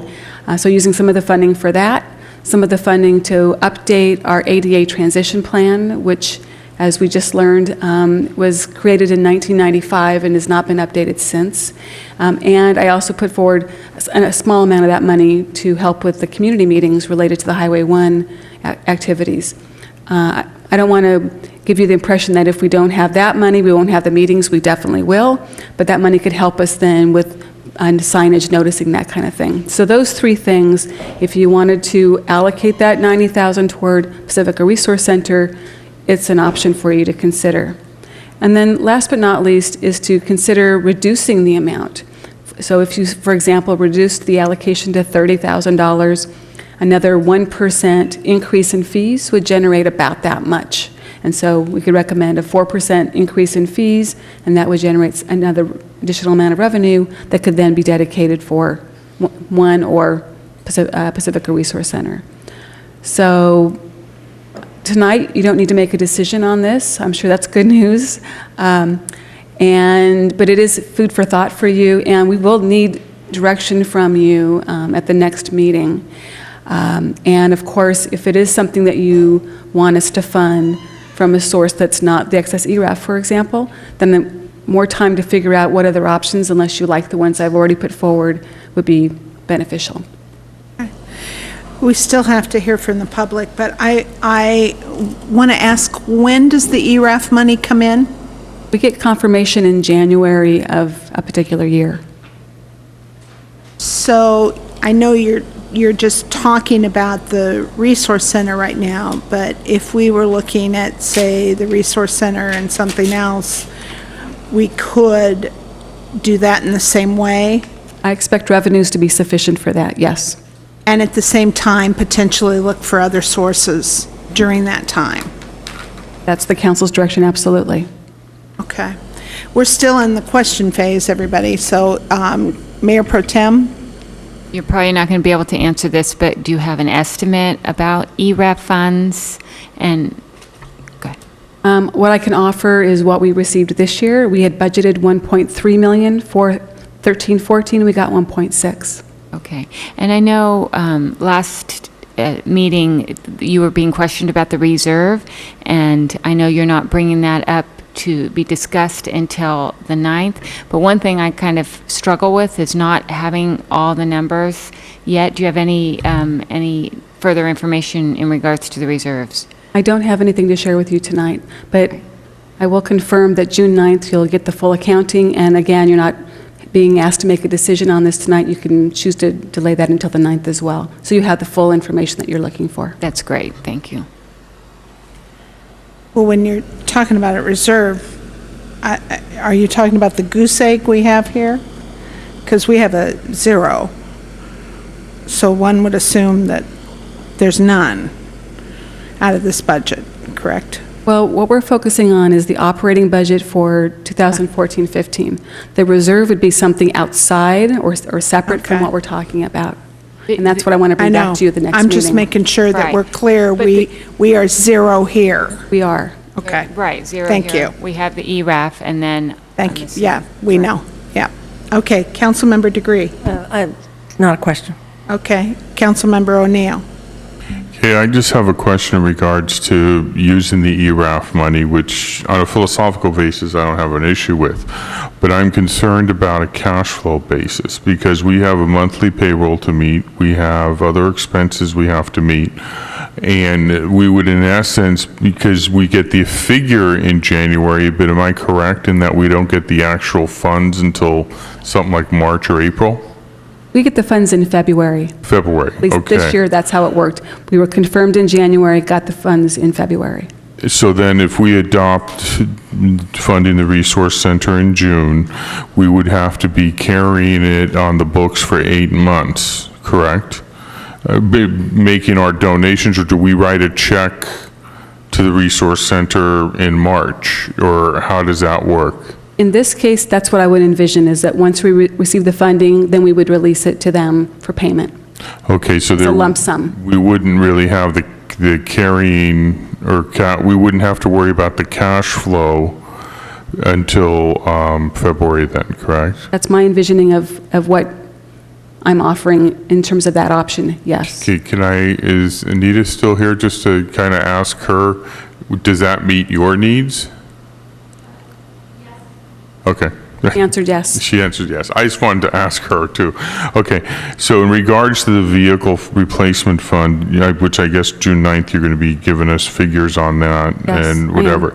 I know we seem to have borrowed from that quite often in previous years, if I remember correctly. That's my understanding, yes. Right, and so do you have any idea, or can you bring information back as to like, what is the next, I mean, is it a fire truck, police car? Because I mean, police cars haven't, on the road all the time, or is it a pickup truck? You know what I mean? What's the projected need for those vehicles to be replaced as part of the fleet? Just as a reminder, the lump sum amount that we're suggesting that we redirect is $240,000. I believe it's only a portion of the amount that would be put aside next year for vehicles. But when we come back to you on the 9th with more information on that fund, I can have Van Ocampo be ready to explain more detail about what would then not get done, which is, I think, what you're asking. Right. Redirect this money. And preliminarily, the reason why I even feel comfortable bringing it forward to you is because Van has suggested it and that it would not have a significant effect in terms of our vehicle replacement. But I'd be happy to ask him to come and share even more information with you next time. Because I just want to be sure it isn't affecting public safety readiness for emergencies or whatever. So, okay. Understood. Thank you. Okay. Any other questions from council? Okay, so we have 7 cards from the public. The first is Tom Clifford, followed by Sheila Gamble-Doran, followed by Virginia Hispanic. I'm probably mispronouncing that. Hi again, Council. Tom Clifford. I'm still on the same issue in terms of the loan, the internal loan from the wastewater treatment plant fund, the enterprise fund, to the to pay off the not actually pay off, but pay on the pension bonds, the pension obligation bonds. The thing is that you're talking about borrowing $2.1 million out of this maintenance fund, but equipment failures don't happen on any kind of set schedule. You don't know that you're not going to need the money before you hit the 20-year mark. Nor do fires or earthquakes. That plant could suffer damages between now and the 20-year mark. You may need that money.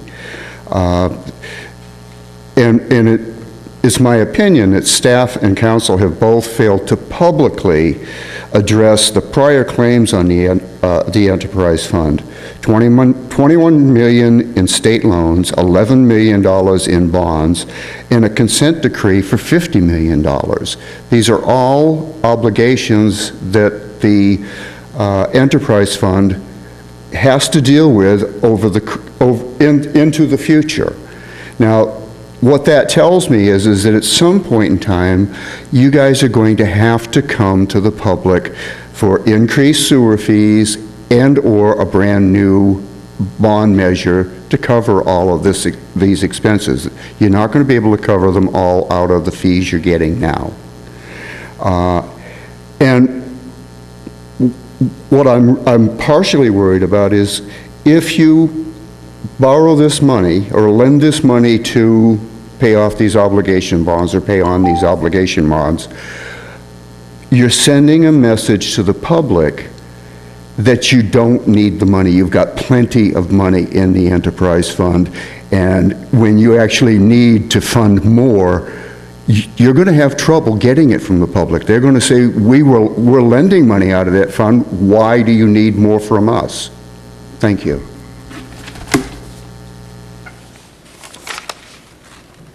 Sheila Gamble-Doran, followed by Virginia Hispanic and Kathleen Courtney.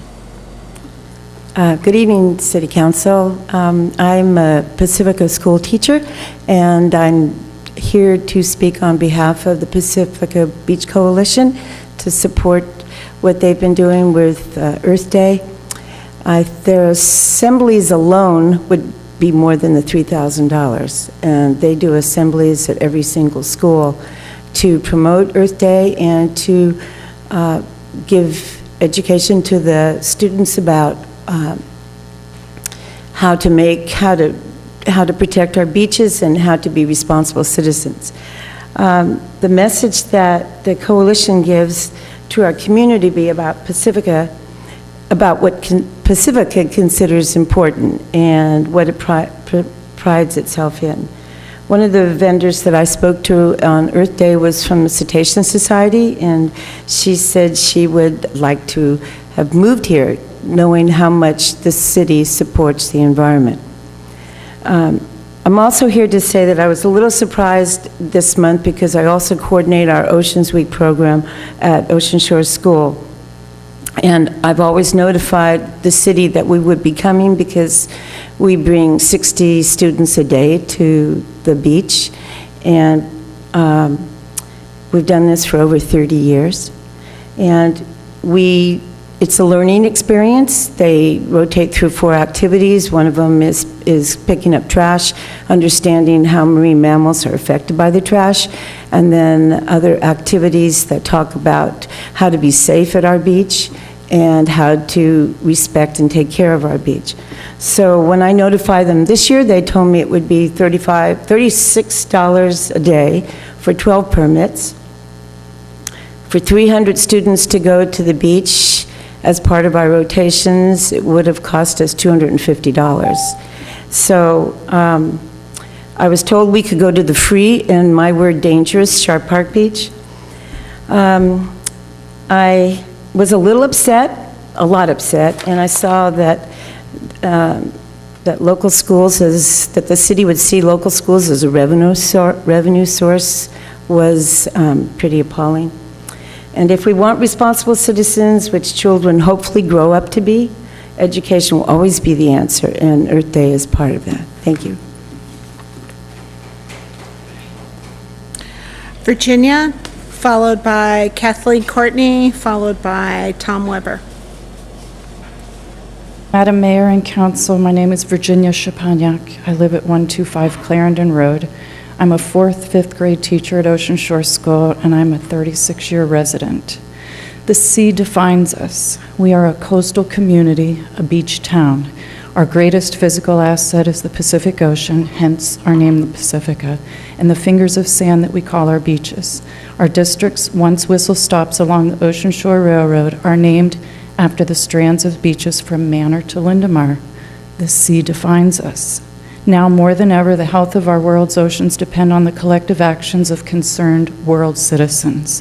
I would extend that to say that the financial health of Pacifica is also dependent upon the health of our ocean and its beaches. I am referring to both the water quality and condition or cleanliness of the beach face. Years ago, we as a community acknowledged our asset and did our part at considerable cost to build a tertiary treatment plant so that our wastewater would be cleaned up and not pollute our asset. Our visitor-based businesses are serving beachgoers and those who come to take in the view visiting our asset. To borrow a line from Dr. Sylvia Earle, no blue, no green. The health of the ocean determines the capacity for life on land. If clean and pristine beaches translate into our green or dollars spent in Pacifica, how can we afford not to support all efforts to maintain our asset?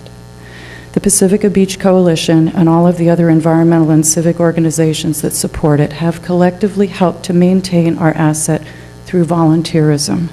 The coalition advocates stewardship, educates the citizenry, and inspires them to act. They organize and oversee the thousands of human hours that it takes to maintain an invaluable asset, not once, but week after week and year after year.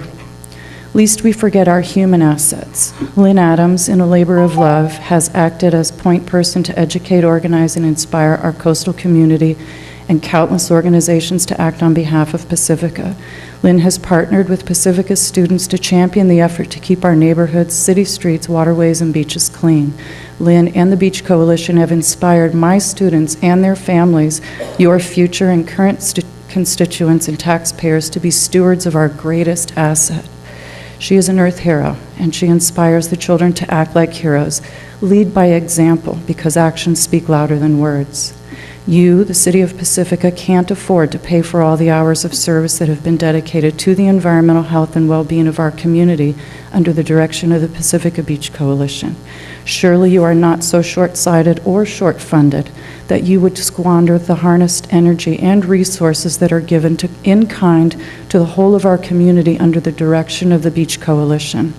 We, citizens of Pacifica, want to feel proud of our community and the choices that our representatives make. I have to. The sea defines us, and it unites us. Okay, thank you.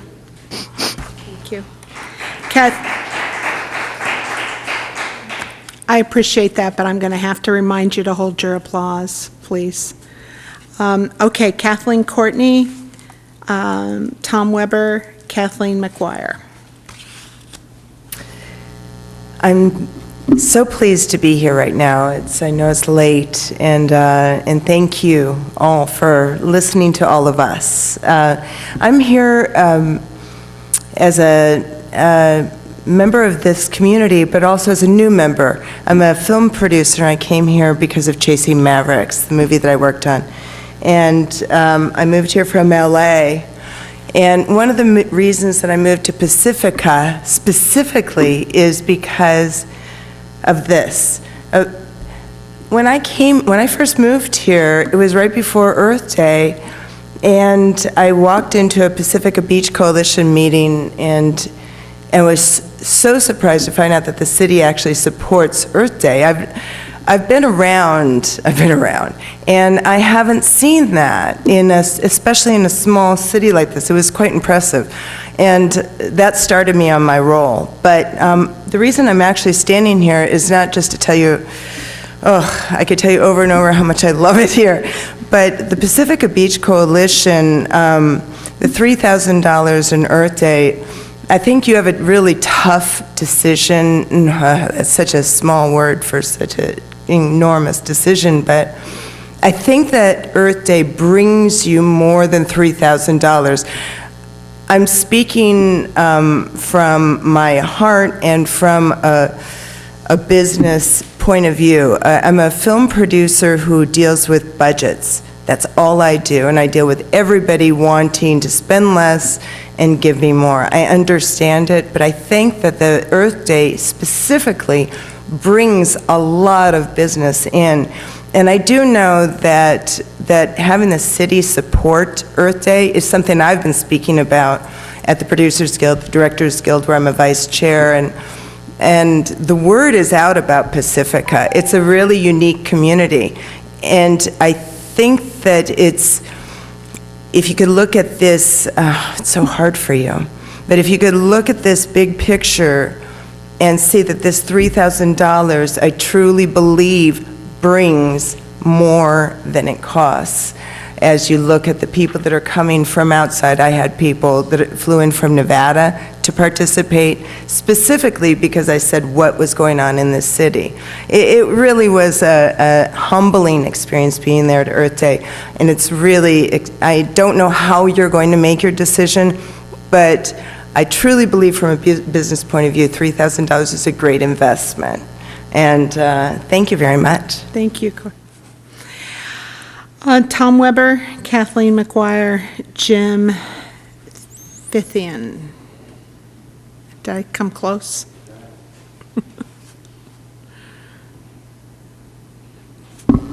Hello, my name's Tom Weber, and I'm here speaking as an advocate for youth in Pacifica.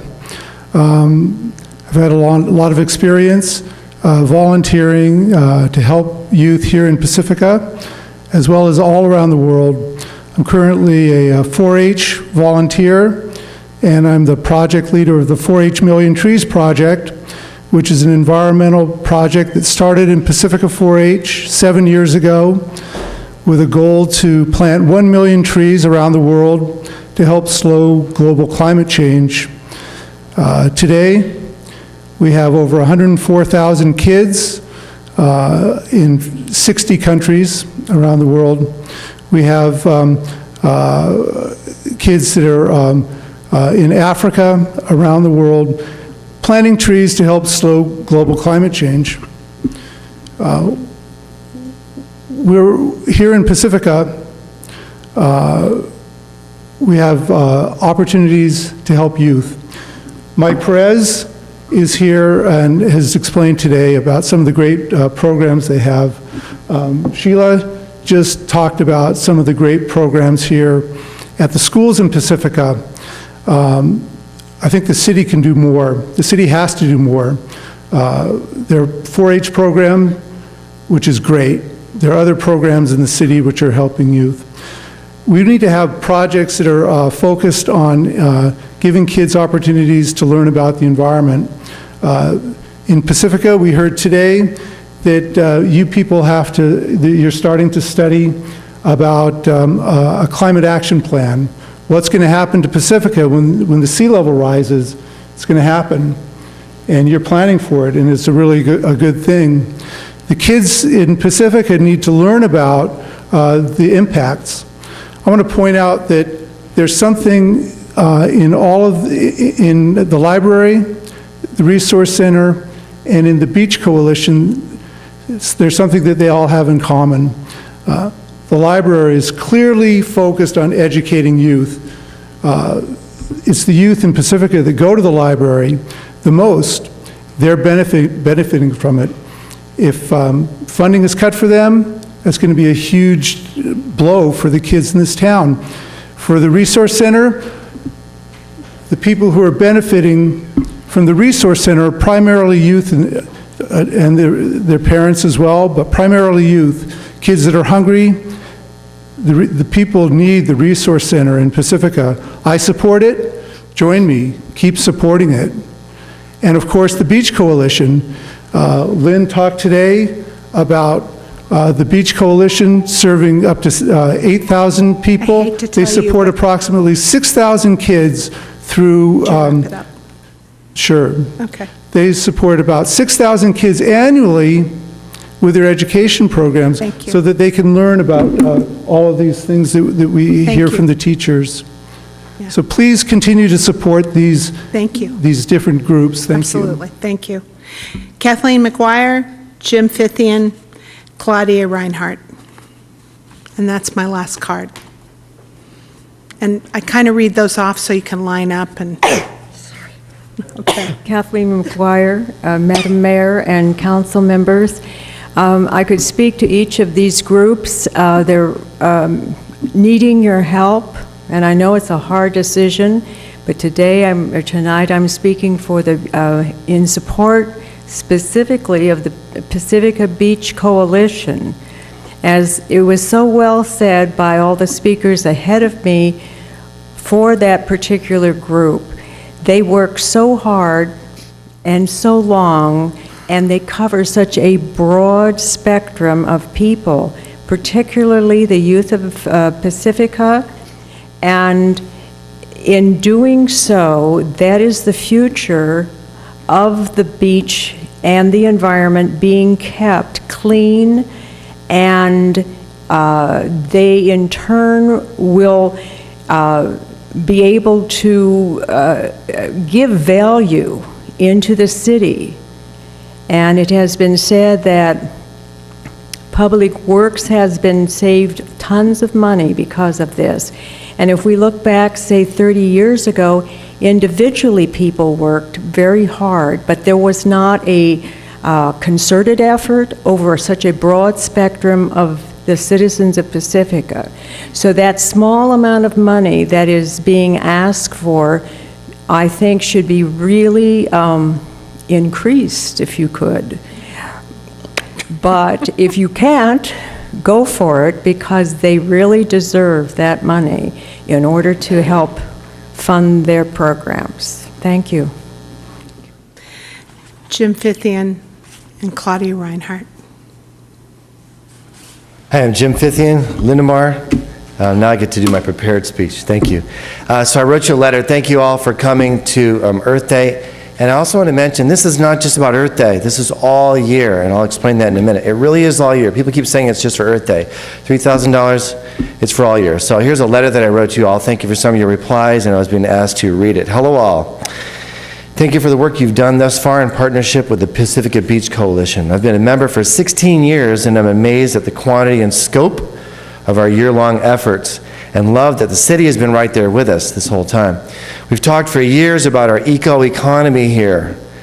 Well, this is it front and center. I'm going to say it again. Our eco-economy, we've been years and years and years talking about, but this is it front and center. We've become the environmental city in the Bay Area.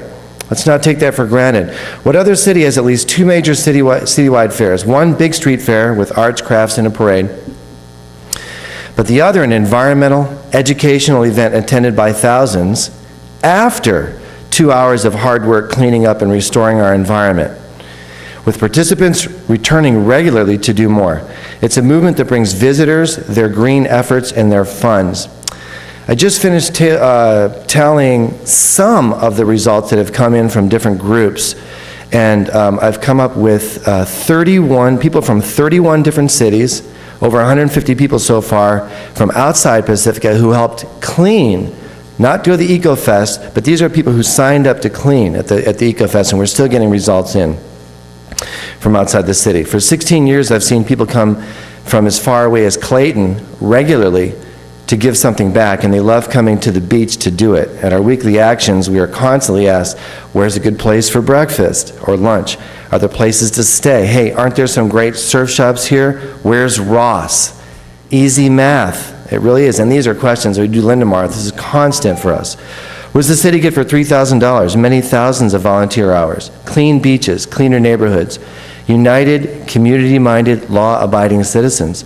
Less trash everywhere and thus reduced staff expenditure. Unique educational opportunities for all school students. Untold increased revenue and recognition. I would love to see signs in the future that say, welcome to Pacifica, Earth Day City, or welcome Clean Beach City. Can you imagine what that would mean for all year for our city in terms of recognition, increased tourism, increased status among inland cities? We're doing all we can as an all-volunteer organization to help Pacifica grow into something like this, and we're doing it by saving our amazing natural environment at the top of the list. We just need you to continue helping us with the funds and personal support. This money that we get goes to show some of the businesses who always respond in kind. Oh, your city gives you money? We'll do that too. That's important. Anything less than this would send our whole movement backwards, and that's not where we want to be. So I know you have a tough decision. Thanks for listening. Hope you can fund everyone. Thank you. Thank you. And Claudia Reinhardt.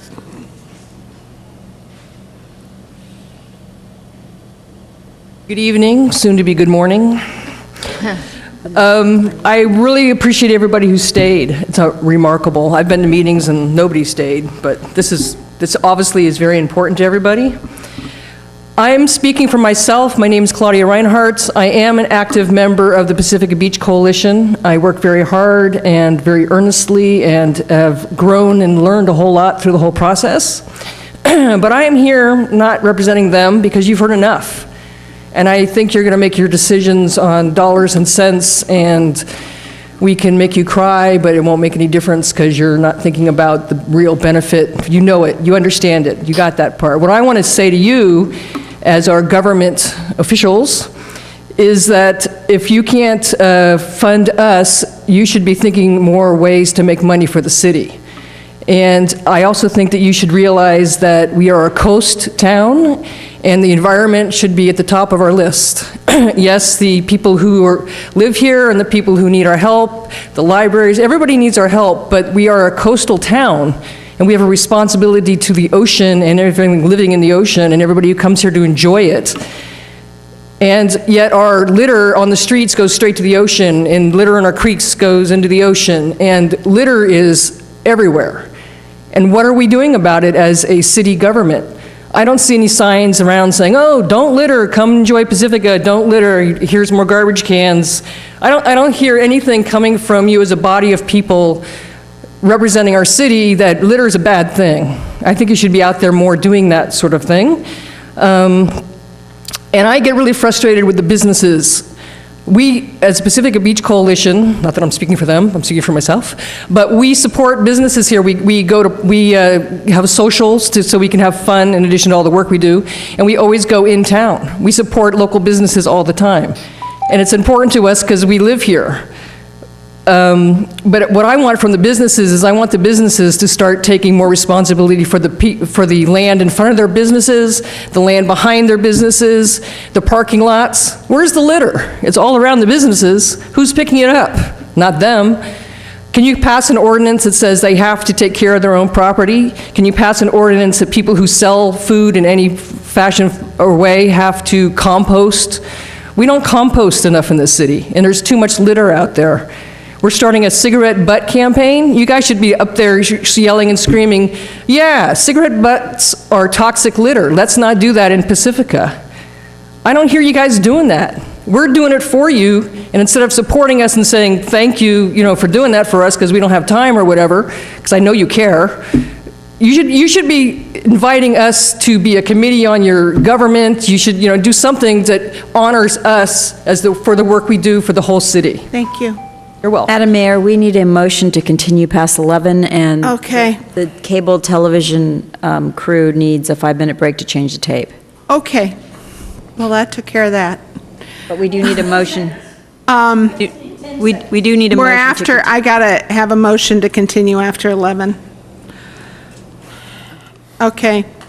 Councilmember O'Neill. I make a motion to continue past 11 and to take a 5-minute TV break. Okay.